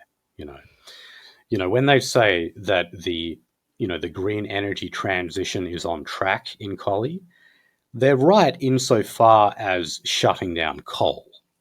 In terms of replacing it with green energy technology that is as reliable, of course they are not on track, and they never will be. But in terms of actually phasing out coal, unfortunately, yes, they are on track. Yep. So their parents have gone to Canning Vale, and also their 20 to 30, like 20 odd to 30-year-old children are still stuck down there in Collie. They can't afford to go anywhere else. Really sad. Yeah. Okay. So let's switch gears to Aboriginal news. So, well, did you guys that's see much the latest better. tirade by Lydia Thorpe? So she urged Aboriginal Australians to plant the Aboriginal flag on land and make white people visit it. That would assert their sovereignty over Australia. I kind of agree with her. I'd like everybody to be marched out, look at this flag, have to bow before it, just to piss people off. It would piss people off enormously. Yeah. Mandatory saluting this fucking flag. Now, she actually said, like, she hasn't said that she was going to be running her own or starting her own political party, but she has said that she wants to run black sovereign candidates in every state and territory in the country. And this is all part of her plan to fuck the colony. Those are her words. So this was at an anti-racism symposium, organised at the Queensland University of Technology. Oh man, it's funny. It's an anti-racism symposium, but people there seem to actually say incredibly racist things about white people. Oh yes. So she said, "We have to organise and strategize to take over our land like they did. We need to start putting our own flags onto our own land and fuck the colony."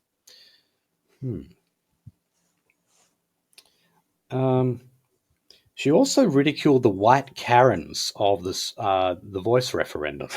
Ooh, you're Because 4 remember, years she actually said to vote no because it didn't go far enough.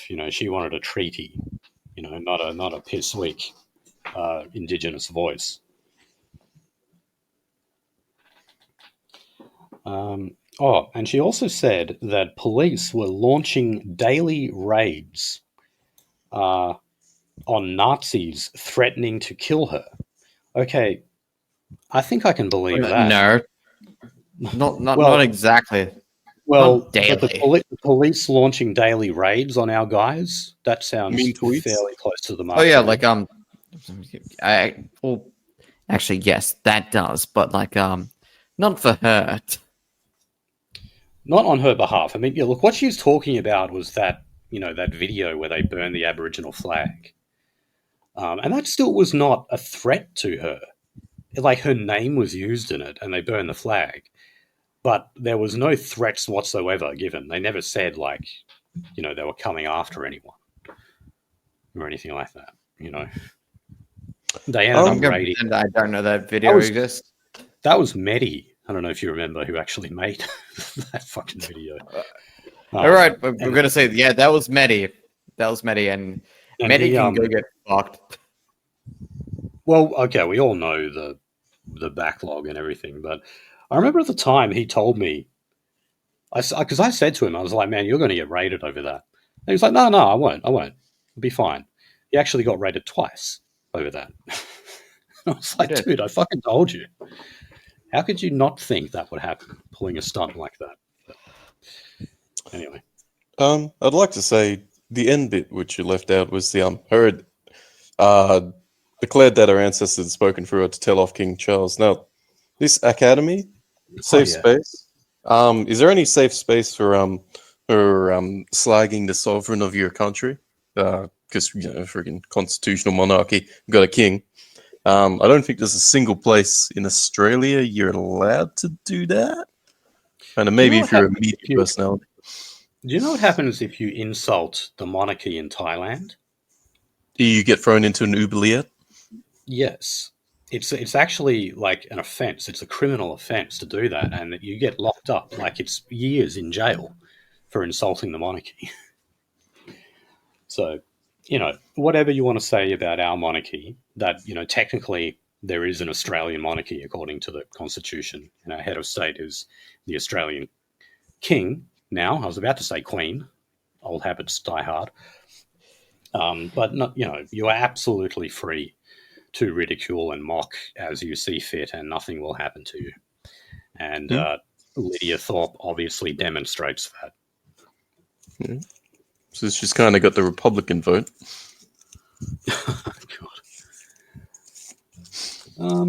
God. Here's another reason to like the CLP in the Northern Territory. So the Chief Minister did a speech the other day. This was on the commemoration of the bombing of Darwin. Something we do forget, that Australia and even Western Australia, this is one thing they forget to do when they commemorate Darwin, is that during those bombing raids, the northwest of Australia was also bombed. That was something actually very well kept undercover at the time, and still to this day, not many people know about it. But anyway, is there much to bomb up there? No, there's not. No, they Well, I guess it was the edge of their operational range. It was Zero's eating a bag of dicks, basically. And Japan had no intention of invading the country either. But anyway, that's a different conversation.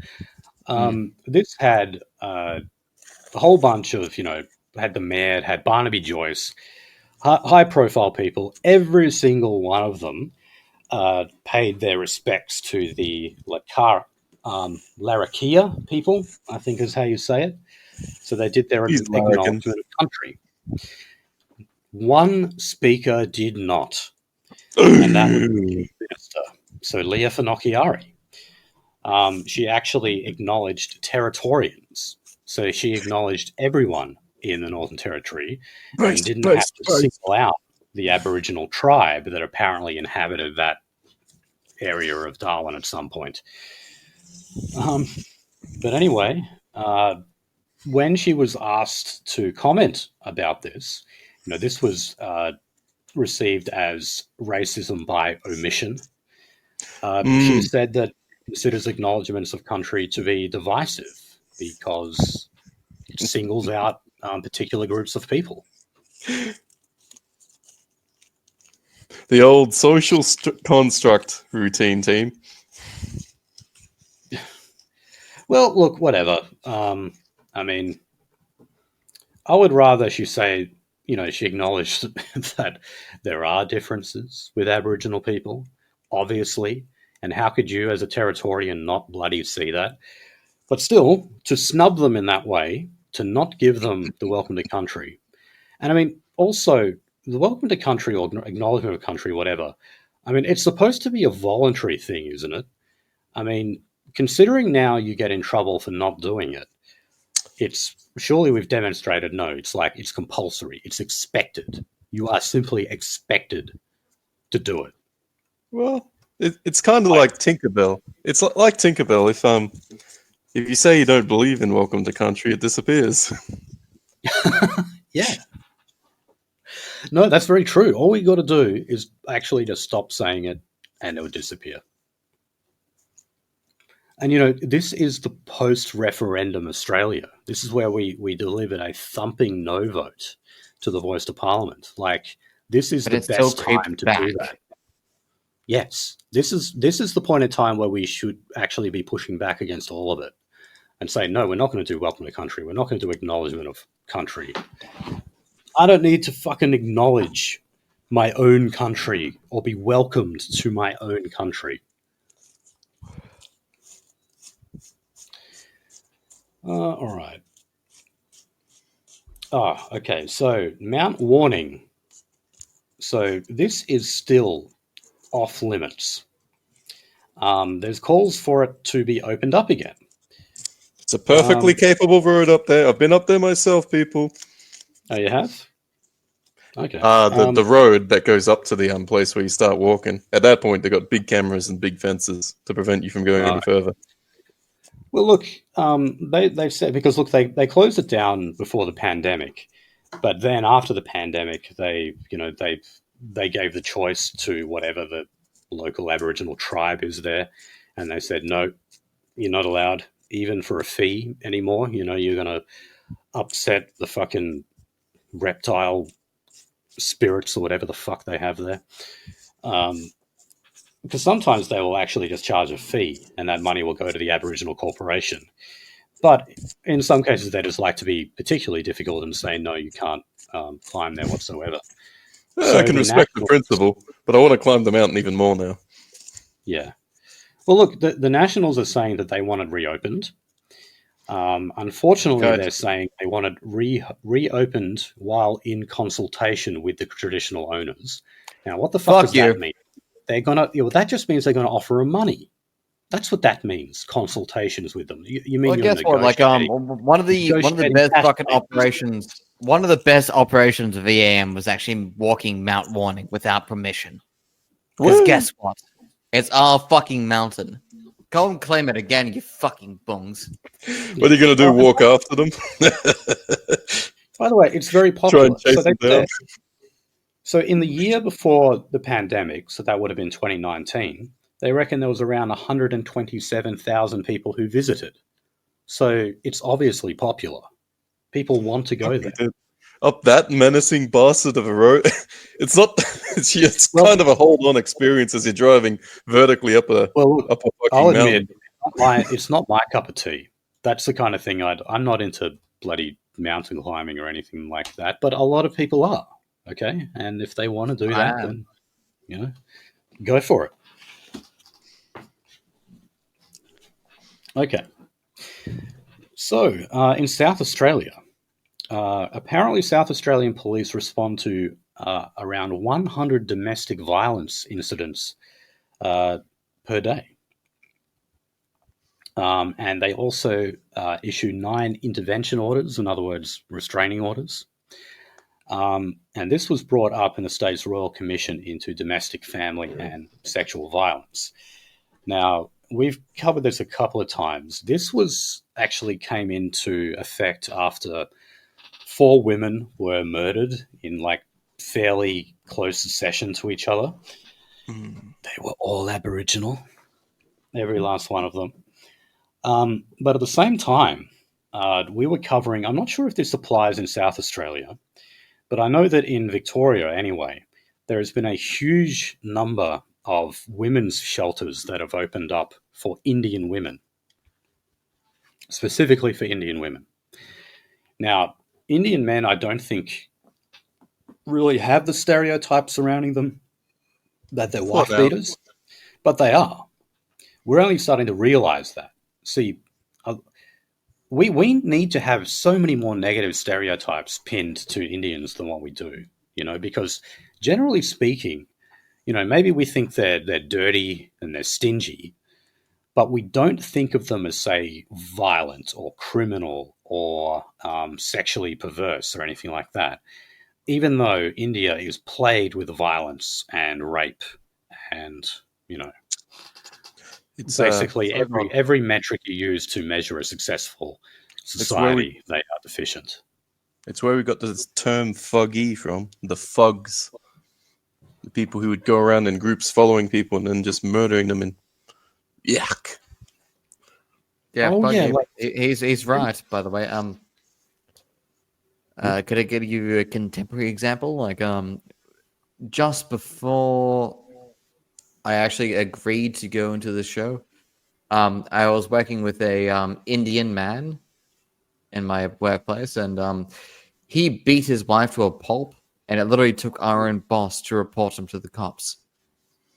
Because, yep. Yeah, because they won't report their own, will they? No, they won't. So that's just such an amazing thing. Like, talking about Cronulla again, those lebs would defend each other no matter what, including if, like, one of their mates had just, like, sexually assaulted a girl. They would still stand up for him. White people don't operate that way. If we see one of our own doing that, we say, "What the fuck are you doing? Pull your head in." We don't stand up for them. Yep, we wouldn't tolerate it. We're forced to. No. But I guess one day when there is an Indian fucking police force, maybe they will feel comfortable in, sending their husbands to that. Until then, yeah, as you say, in-group preference. They'd probably rather die or get acided in the face first. Okay, now, only one more story on crime, and that is in Sydney's northwest. The management of the Parklia, I don't know if I'm saying that correctly, so this is the correctional facility. This had previously been managed by MTC Australia, which is a private security firm, a bit like Serco. It was transferred to their management 15 years ago. The state government is resuming control of it. And this is actually the second time, I believe, this has happened in New South Wales already, where, these private security firms are basically showing that they don't know how to manage a prison. And I've talked to people who work from Serco before, and they basically say the same thing. I mean, I think that there's certainly something perverse about it when you put the profit motive into the equation. It might be kind of getting their hands off and actually, just lowering the price of what it costs by taking it out of governmental hands of people you have to hire. Yeah. Oh, they're still funding it. They're still funding it. Yeah, but kind of getting just like the buses, getting a company to do that. Their fucking efficiency in actually lowering the prices of things and still running shit as a cost-saving exercise. See why they're doing it. Except here's the problem: is holy shit, the incidents. It's not the usual just money press they're shoveling people into. These are people just as intelligent as everybody else, but violent. Yeah. Okay. All right, so on to the federal election. So just quickly, the Teals and the other independents are saying that they would be likely to deal with either a Labor minority government or a coalition minority government on a bill-by-bill basis, rather than, say, striking a formal agreement beforehand, where they guarantee the passages of certain bills, like supply bills. I'm not really sure how that would work, though, because then you can't actually form government. Because if you're in a minority government, you need to secure the support of crossbenchers. And how you do that is they guarantee you support for particular types of bills. That's how you actually create that coalition. So that would basically, if they wanted to do it on a bill-by-bill basis, that would kind of mean that like a new government is formed every time a new bill is introduced into the lower house. Now, if you want to talk about a chaotic parliament, well, that's your recipe right there. So I think a lot of them might just be saying that. I don't think they actually mean it. And I think the reason they're saying this is because they just don't want to show their hand. They don't want to say whether or not they would support a Labor government or a coalition government. Unfortunately, it's still up in the wire because, like there are so many states where Labor government is, true and useful for, not true and useful, like, stagnant. I'll say stagnant. And there's so many fucking states where like they want to become more conservative because I guess daddy's money has been fucking depleted in regards to the destruction of the teals. Yeah, and I mean, you can understand why the Teals would say that because, like, they would likely be voting for all the climate stuff with Labor, whereas most economic policies like tax and whatnot, they would probably side with the Liberals. But yeah, I'm really looking forward to the federal election because I just can't wait to see what kind of shit show it is going to produce. It's going to be interesting. Okay. All right, so just a couple of quick stories. The Calare MP, Andrew G., and also his Nationals opponent, they claim that they've been targeted by vandals. And yeah, this seems to have picked up. And I'm not just talking about, like the anti-Israel stuff, but just like acts of political vandalism. I'm even noticing a lot of people just drawing dicks on the heads of people on campaign posters and stuff like that around Perth. It just seems like a popular thing to do at the moment. So Jim Chalmers also made a speech the other day where he quoted selectively from a Treasury costing of a coalition policy. And this was actually the report that he read from was said to have been low reliability, yet he still used it and he still cherry-picked the points in it. And look, this just goes to the broader point of when Labor talk about costings, particularly when it comes to nuclear power or anything that isn't green energy, you just can't believe anything they say. It's always just based on bullshit reports that they've had manufactured on their behalf. You guys know Antony Green? He's like the statistician. Yeah, personally, actually. You actually know him personally? Antony Green.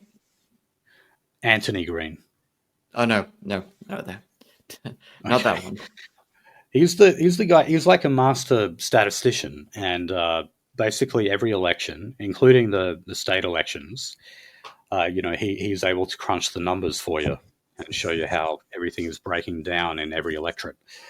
But yeah, this is going to be his last year, so he has actually been commenting on these elections for more than 30 years.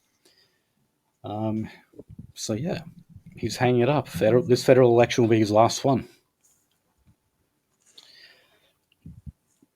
Okay, now Peter Dutton, this is where we'll start to talk about the shares and everything. Not that I have a hell of a lot to say on this, other than I don't care. But Dutton kind of hit back at Albanese in an unusual way, saying that Anthony Albanese's own leadership is over and that the race to replace him is underway. This seems really silly to say right before an election because there is no way that the government would be stupid enough to change leader this close to an election, particularly given that to do so, the Australian Labor Party actually has a primary process like what they have in America, where 50% of the vote is cast by the party's membership. So the idea that they would do that is pretty bloody stupid. So that seemed like just a really bad slapback by Peter Dutton.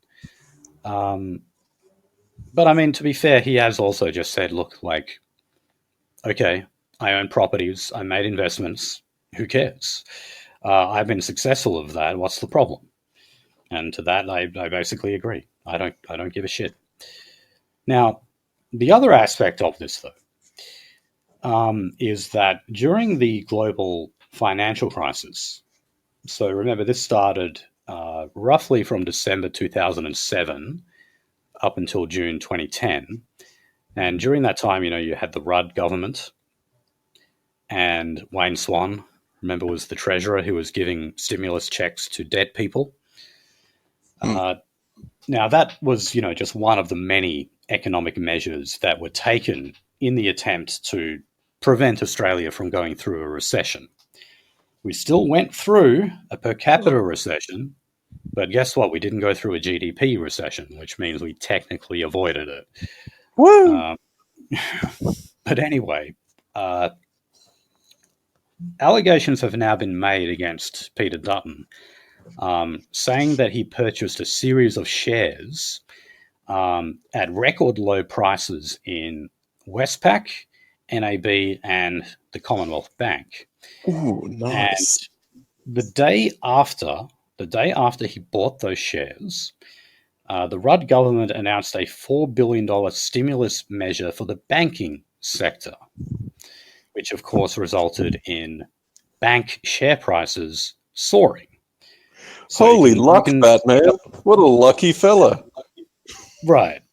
Now, look, I don't know. It could have been a coincidence, but yeah, obviously the allegation was made. Hit me, but don't shit me. Yeah, well, fuck, he did. We're talking about a Labor government, and he was in opposition, obviously, at the time, with the Libs. But yeah, it is a bit suspicious that he were to buy them the day before they were to massively spike. Yeah, he was talking to him and he said, hey buddy, old pal, I'm a good friend. What's happening tomorrow? Do I vote high or do I vote low? Can anyone here honestly say, if you had that insider information, like, what would you do with it? I know I'd buy shares. You'd be an idiot not to, but it's fucking illegal, and you fucking call yourself a public servant. You can't.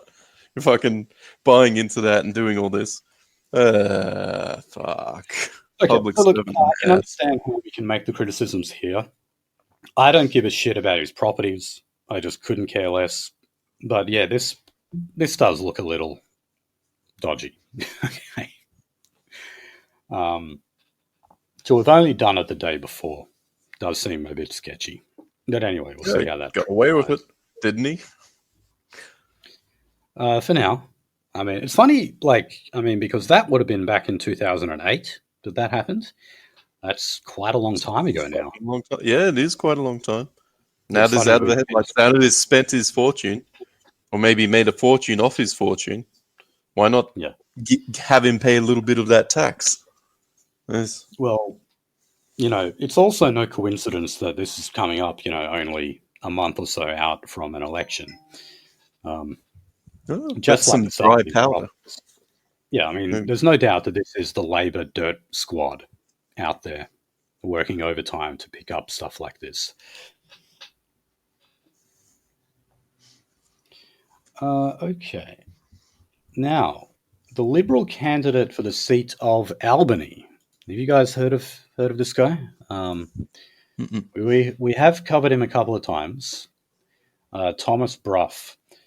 So this was a guy who linked, or as the ABC puts it, falsely linked the LGBTQIA plus community with pedophilia.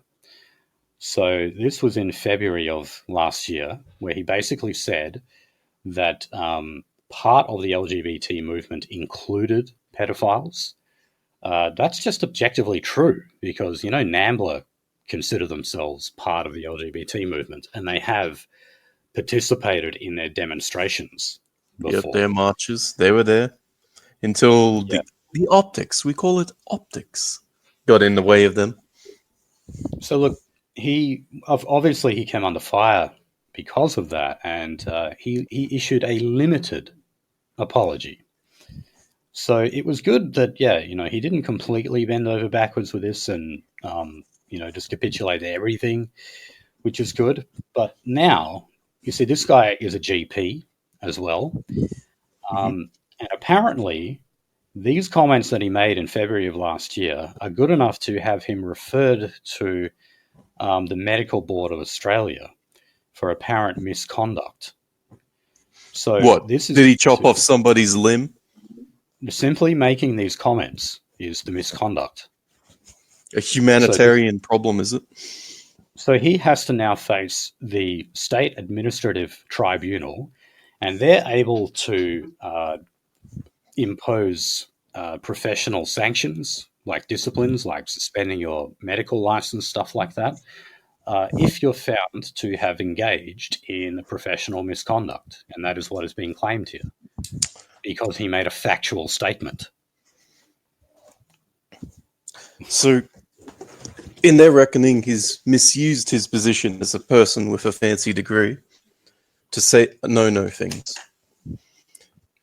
Yes, basically. And what's amazing here is that this guy is still going to be running for the seat of Albany. I could not believe this at the time, that the Liberals actually... Because when I read this story originally, it said that he had been pre-selected for that seat, and I thought, oh, okay, kiss that goodbye. No, the Liberals actually stuck by him. They refused to disendorse him, and he will still be running for Albany. That'd be fun to watch. If he comes out wearing a rainbow cape around his shoulders, or if he comes out saying the F word. Right. I apologize. I've got my my stories a little bit out of order here, but back on the Peter Dutton share portfolio scandal, this just caught my eye. I don't know if you guys remember Godwin Grech. This guy was a former senior Treasury officer, and he is actually having the finger pointed at him, suggesting that he might have been the one who gave that insider information to Peter Dutton that spurred him on to buy those shares. If you guys have a look at Godwin Grech, if you just Google image him or whatever, you will look at him and you'll instantly, okay, I know what you're thinking, but did you know he is not Jewish? He is not Jewish. Is he the worst kind of fucking Anglo? No, it's even worse. He's Is Greek. a Scot? He's Greek. He's Greek. Are you sure he's not Turkish? I don't know. Well, read his Wikipedia. It just says that he is of a Greek background. Anyway, this guy actually first came to public attention back during Utegate. This is where Malcolm Turnbull accused Kevin Rudd and Wayne Swan of having, oh God, I can't remember. It was some guy who owned a ute for hire business, and he was doing something dodgy for Labor. And it turned out to be based on a concocted email that Godwin Grech had produced at the time. And that was actually one of the things that led to Malcolm Turnbull's downfall. And eventually he was replaced by Tony Abbott as leader.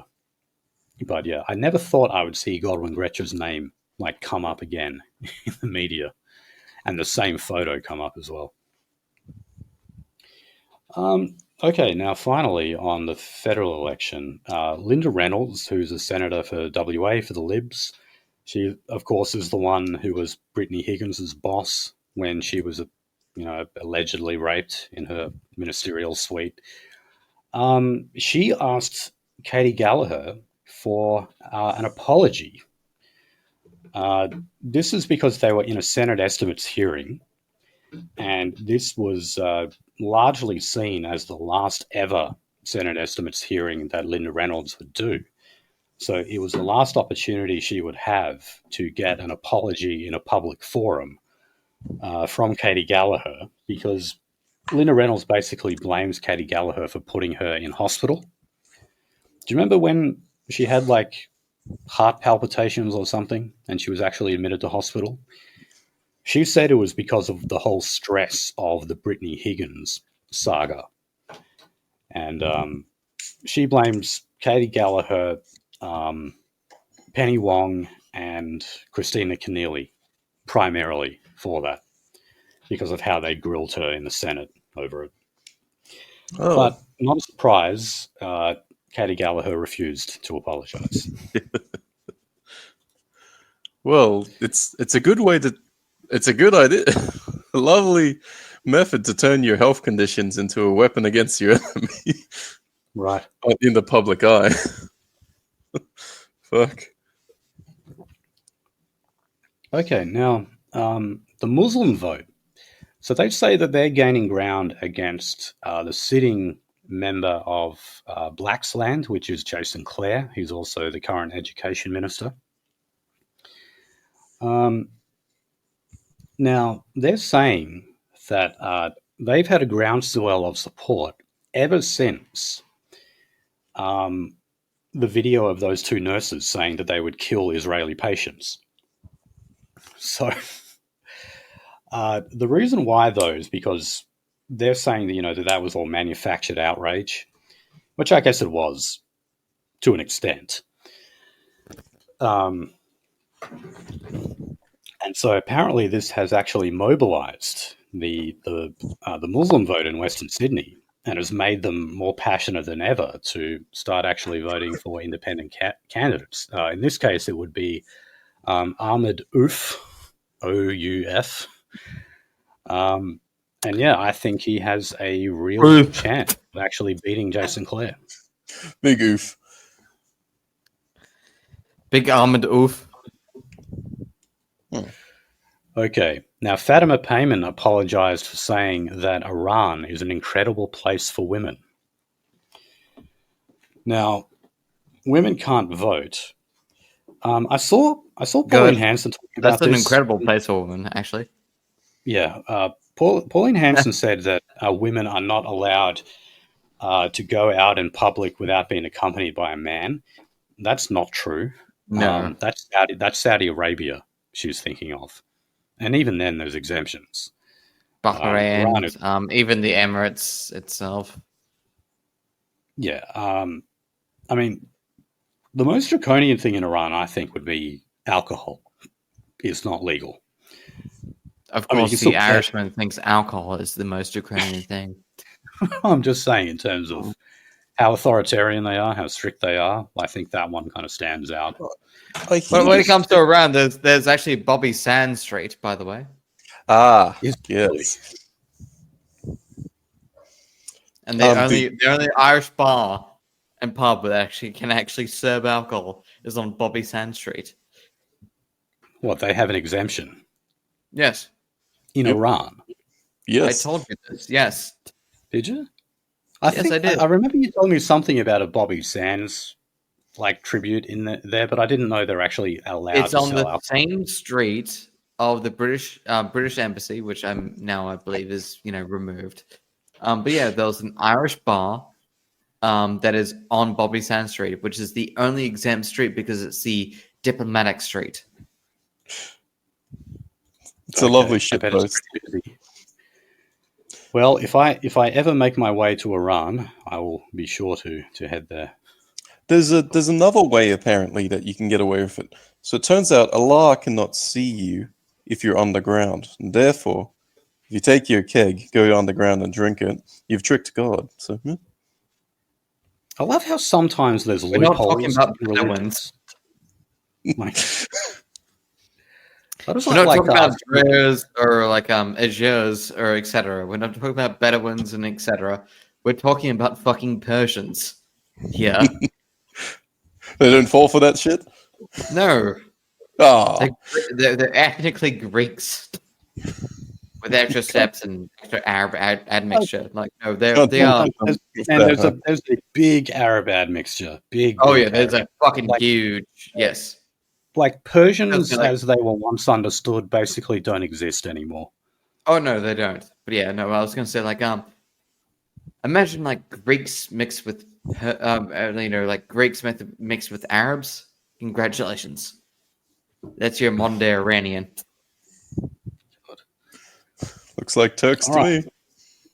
So, do you guys see the Chinese warships that were spotted off the east coast? Well, actually, I Oh, was I down wasn't squinting hard enough. Yeah, well, yeah. So anyway, they said that they were doing live fire drills out there. They obviously gave us no notice. The Australian government had no notice of this happening. They had to wait for them to actually be spotted. So Richard Marles, the defence minister, has urged us to take a deep breath over it. And the coalition is basically saying that this is proof that the Labor government has lost control of our waters. No, not really. This happens every now and then. They just kind of skirt along our border, well out into the ocean still. And they do that everywhere. Yeah, if they didn't enter Commonwealth waters, I guess they're not doing it in defence, because international waters, it's free real estate, baby. Yeah, well, look, that was actually another point that he made there. He was like, look, they haven't even broken any international law. Like, they were allowed to be there. So, like, okay, fine, it was on the east coast of Australia, but still, like, not our waters. So, banging those bloody drums, fear mongering it up. I don't know if they're all just still thinking of like the Japanese submarines that made it to our shores in World War II. You're gonna have to be pretty fucking old to remember that bullshit.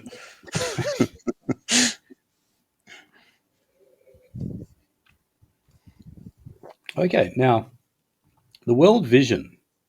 We're on foreign aid now. The World Vision chief executive, Daniel Wordsworth, issued a warning about cutting foreign aid.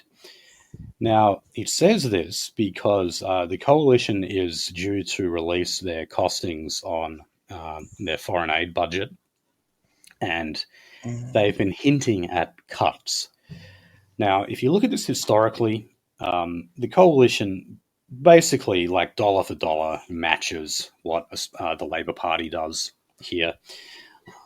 Neither party want to cut foreign aid. Where would PNG be without us building their NBN network? Now they can just watch videos of people eating each other instead of committing the act. At high speed, yeah. In 4K. Oh, God. But, like one of the... I don't know if One Nation would still actually support this, but I do remember that it was official One Nation policy for all foreign aid to be abolished and instead redirected to infrastructure in regional Australia. That used to be and maybe it still is, a One Nation policy. That's what I would like to see here. But a lot of the time, these World Vision chiefs, like we used to have Tim Costello, if you remember him, he was actually Peter Costello's older brother. They would always issue these warnings before an election. And every single time, the new election comes about, and guess what? No cuts to foreign aid. None. So, it's one of those things. It's like, hey, that must mean it's working. If they stop complaining, they might get cut. Well, okay. Yeah. But it's like the liberals in America who go hysterical, like when Trump got elected, and they say, "Oh, now he's going to." This is not normal. This is not normal. They say, "Oh, look, he's going to start deporting. He's going to deport Mexicans en masse and everything." It's like, no, you have nothing to worry about. Be a lot cooler if he did. It would be. It would be great if he did, but I'm sorry. You have nothing to be worried about. He's not going to do it. All right. Okay, so infrastructure. Just some quick stories here. Albo's announced $2 billion to build new platforms and realign tracks at the Sunshine Station, which is part of the Melbourne Airport rail link. Not On going to health happen. news, You have the taxi sabotaging. Labor said they are committed to further expanding the urgent care clinic network by 50 new centres if they're re-elected. So this was part of the $8.5 billion that they're putting towards lifting bulk billing rates, and they actually said that they wanted to make it that 9 in 10 visits to the GP would actually be bulk billed. However, on that note, a story in the Australian, frontline doctors said that they are very skeptical of that. They say the economics of that scheme don't really add up, and they said it would actually not really incentivize many of them to bulk bill Medicare, because that's what happens in bulk billing. The bill just goes to Medicare. They said that to keep their own practices afloat, they would have to continue to charge their patients a fee.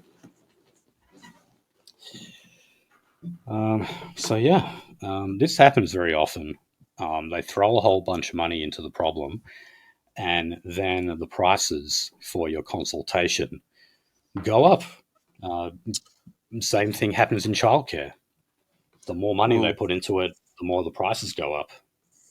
As soon as the point where you are actually forced to pay for it, it becomes a cooling effect on your willingness to go back to the doctor. That cooling effect results in you having problems that results you going to the hospital, which just maximizes the amount of cost to everything, or even possibly death, you keeling over and dying. So I guess you save a fortune by convincing people pay free healthcare. Get to the clinic, heal thyself.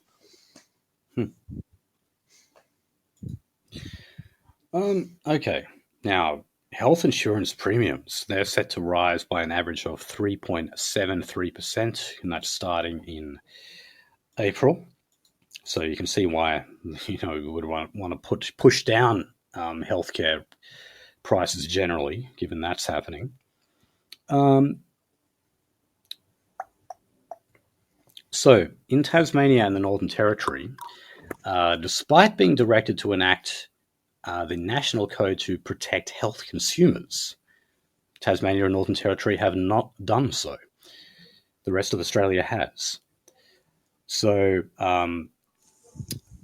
it makes the point here that Australians make hundreds of complaints about non-registered health practitioners every year. Now, what exactly is a non-registered health practitioner?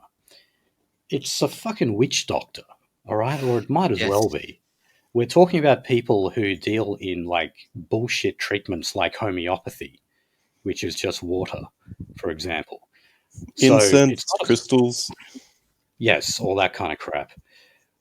So it's not a surprise. I'm surprised the complaints are only in the hundreds. I thought there would be a whopping amount of them. So anyway, this national code was designed to kind of, streamline the complaints process. And like I said, most of Australia has actually implemented it. But I would just like to see them getting tougher on these people. Like, I would basically, something like homeopathy, why is it even legal? I mean, it's a proven fact that they are simply selling water, telling you that it's like a dilute amount of, whatever substance. Health. And telling you that, that's going to cure your cancer.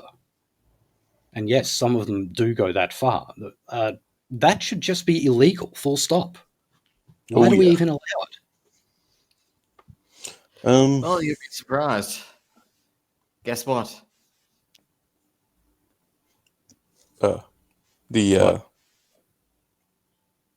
Lack of pharmaceutical degrees, and also the increasing of pharmaceutical degrees back from the early 90s, when we actually, went from, this is really bad, New South Wales degrees and, New Zealand degrees, and, well, So all the colonial degrees back from New Zealand, and New Zealand had to be recognized in Australia back in 1985.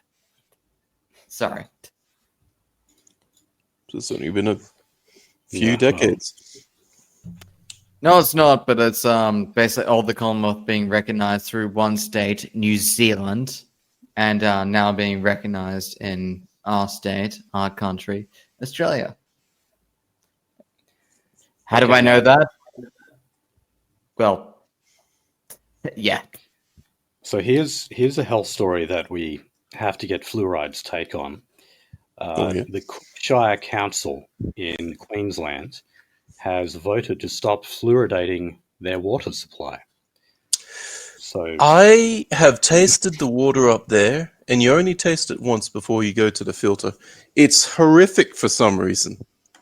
Now, here I imagine it's probably they know not to drink the water up there, but here in Sydney, I've had the experience of drinking filtered water on a ship for a while, and after 9 months I went back to Sydney, and I tell you what, the water here faintly tastes of cherry for some reason, whereas in Queensland you just spit the water back out. It's so horrible tasting.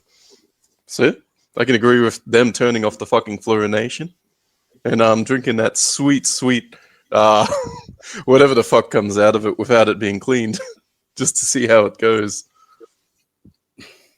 Well, you've obviously got much more experience in tasting the varieties of water that the Earth has to offer.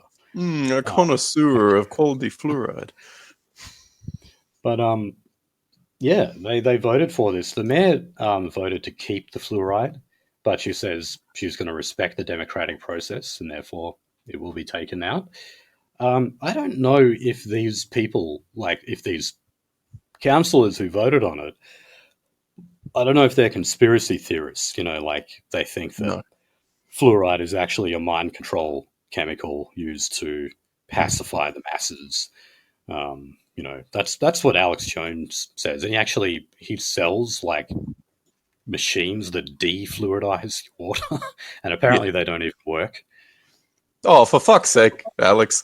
Well, I would say, who knows how much good fluoride is doing in keeping people's teeth from running away? The lack of brushing, lack of flossing, just the Anglo teeth being mixed into the genetics of the Australians. Who knows how much is being saved by shoving that chemical into the water? Yeah, that's true. Anyway. Okay. All right, last health story. The Greens want to fully subsidise the diagnosing of autism and ADHD. So in other words, they just think that the GP should be able to do that. To that, I say hell no. Fuck no. Right? No. I mean, I know why they're saying that, just for efficiency's sake. That would be an easy way for parents to get that diagnosis without having to pay an arm and a leg and not having to see a specialist.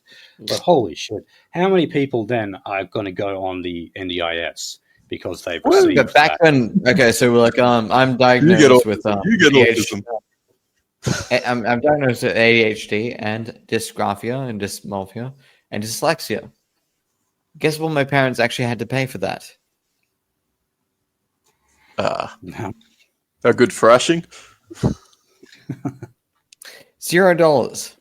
Also, they only accepted a little bit of those because I'm dysgraphic and dyslexic.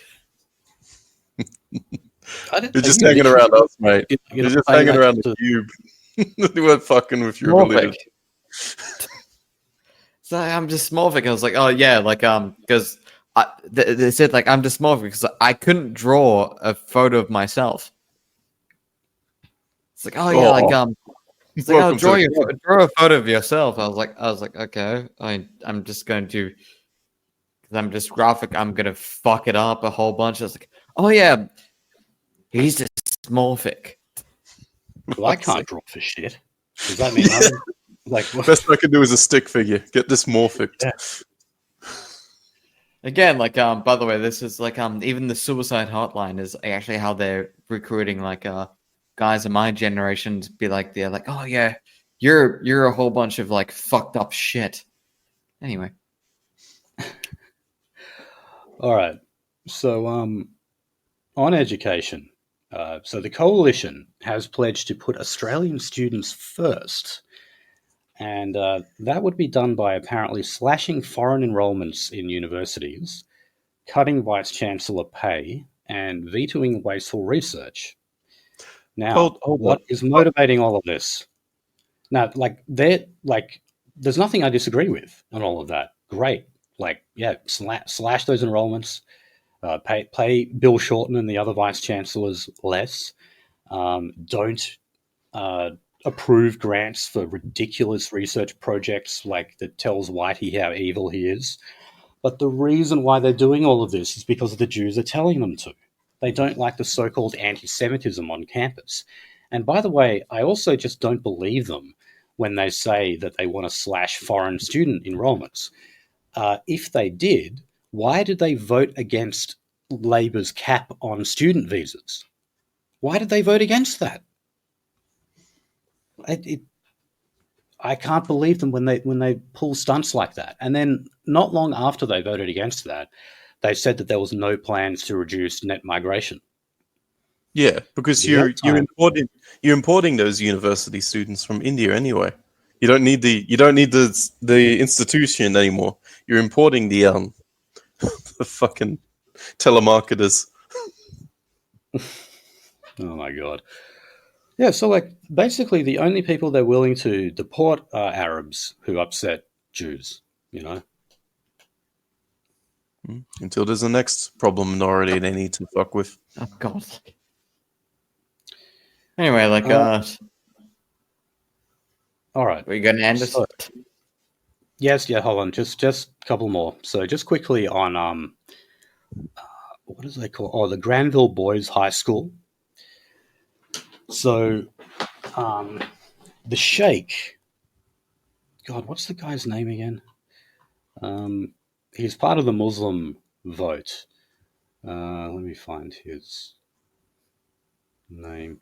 Sheikh Chikawi. Oh god. So he's the guy who is basically orchestrating the Muslim independent candidates running in West Sydney. He also works as a student counsellor at the Granville Boys High School.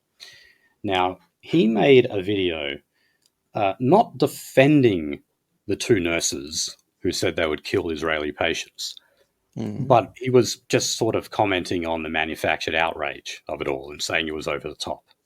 And you know what? I agree with him. Now, he was disciplined, though, by the school board, and he was ordered to work from home. Right? He wasn't even suspended. He was still doing his work, still getting paid for it, but he was just doing it at home. So there was this mass protest outside the front of Granville Boys High School with Palestinian flags, and they were chanting Allahu Akbar. Now, it's pointed out that if you watch the ABC footage, they didn't play that. On Sky News, they sure did. And they basically said that this school was like a hotbed of extremism, producing radical Muslims. The thing is, though, Allahu Akbar translates to God is great. So it's I don't know, wouldn't you kind of expect Muslims to say something like that? They didn't. Well, it's not saying Jews, it's like Jews saying Jesus is boiling a barrel of shit in hell. Yep, that's what they believe. If not worse. But it'd be it's because of the whole war of terror.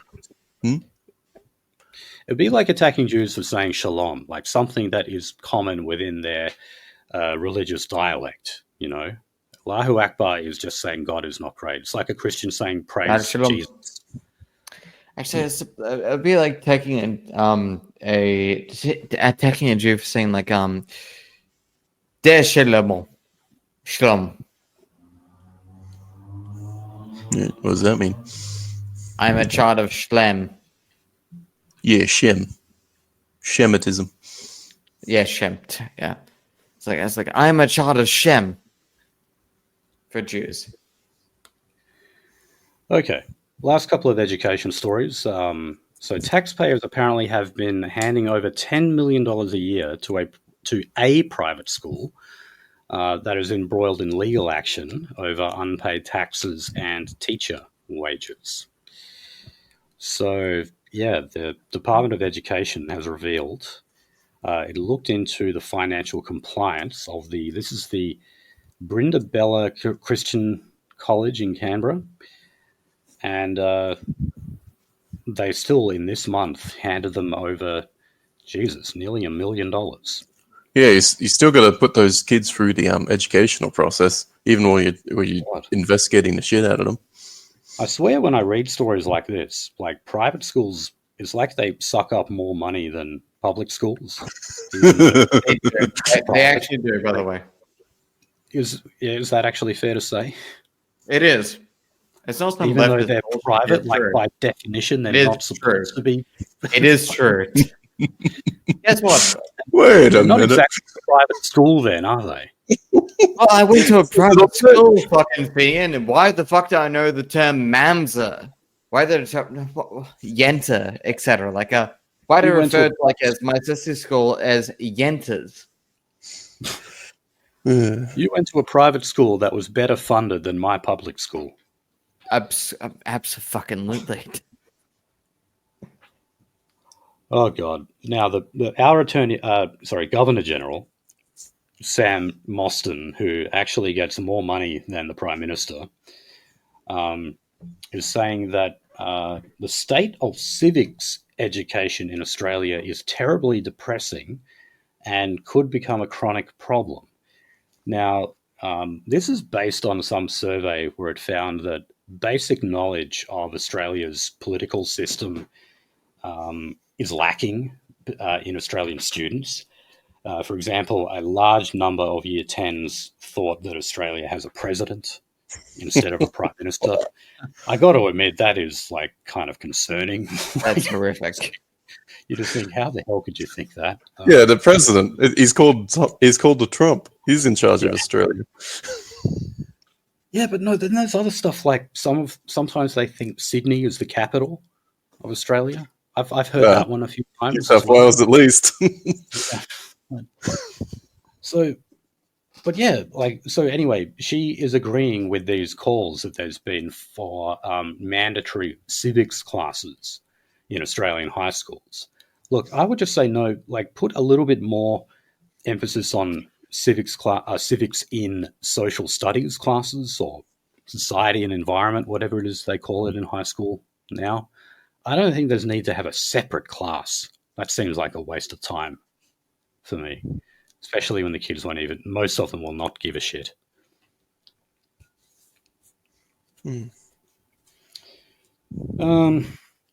Oh God, why did I put that last story in? So the New South Wales Children's Guardian agreed to step aside from his role following a series of complaints made by employees. So these complaints stem from a baby shower that included sperm-themed games. They were described as inappropriate. What, like a piñata? I don't know. Yeah, what exactly a sperm-themed game is, I don't know. I don't really care to find out either. Oh, God. All right, guys, we will leave it there. If I may, could I possibly share something for a minute? Yeah, go ahead. All right. Well, if you're looking for wonderful, beautiful merch and you want to spend your money, you know, direct people to the randbot.store. #Starfield Team Shop. You can get some quality mugs, wonderful stickers. We've got a lovely Reginald here. We've got a Starfield Team mouse mat and a quality mug with Weaver's face on it. None of the money will be going towards the Australian Capital Territory. Rest assured. Noldy, do you approve that message? I do, actually. You do? Okay. Just checking. So, guys, also remember that the West Australian state election is this Saturday. So I've obviously got to sort the vote and be a fucking retard. Well, yeah, I mean, look, go out and vote so that you don't get fined. But even then, if you do get fined, it's very easy to get out of. but anyway, the race alive would be, you would expect us to be covering that. I've obviously got to sort that out with Nolsey, which I will. But yeah, I don't know. Usually we start around when polling closes. So that would be around 6 p.m. Western Australian time. So yeah, look out for that. I'll post it on all the socials, of course. Oh, and another thing. I'm back on Twitter, or X. Sweet. So you can follow me. My handle is Fenian Respawned. I'm keeping a low profile for now, though. I'm not posting anything. I'm just lurking. That's just to be on the safe side while the account is still new. But yeah, give it another few days and I'll start making posts on there. And of course, if you want to check out all of the rest of our stuff, simply go to theracer.biz. Okay, guys, thank you for joining us, and we will hopefully see you on Saturday.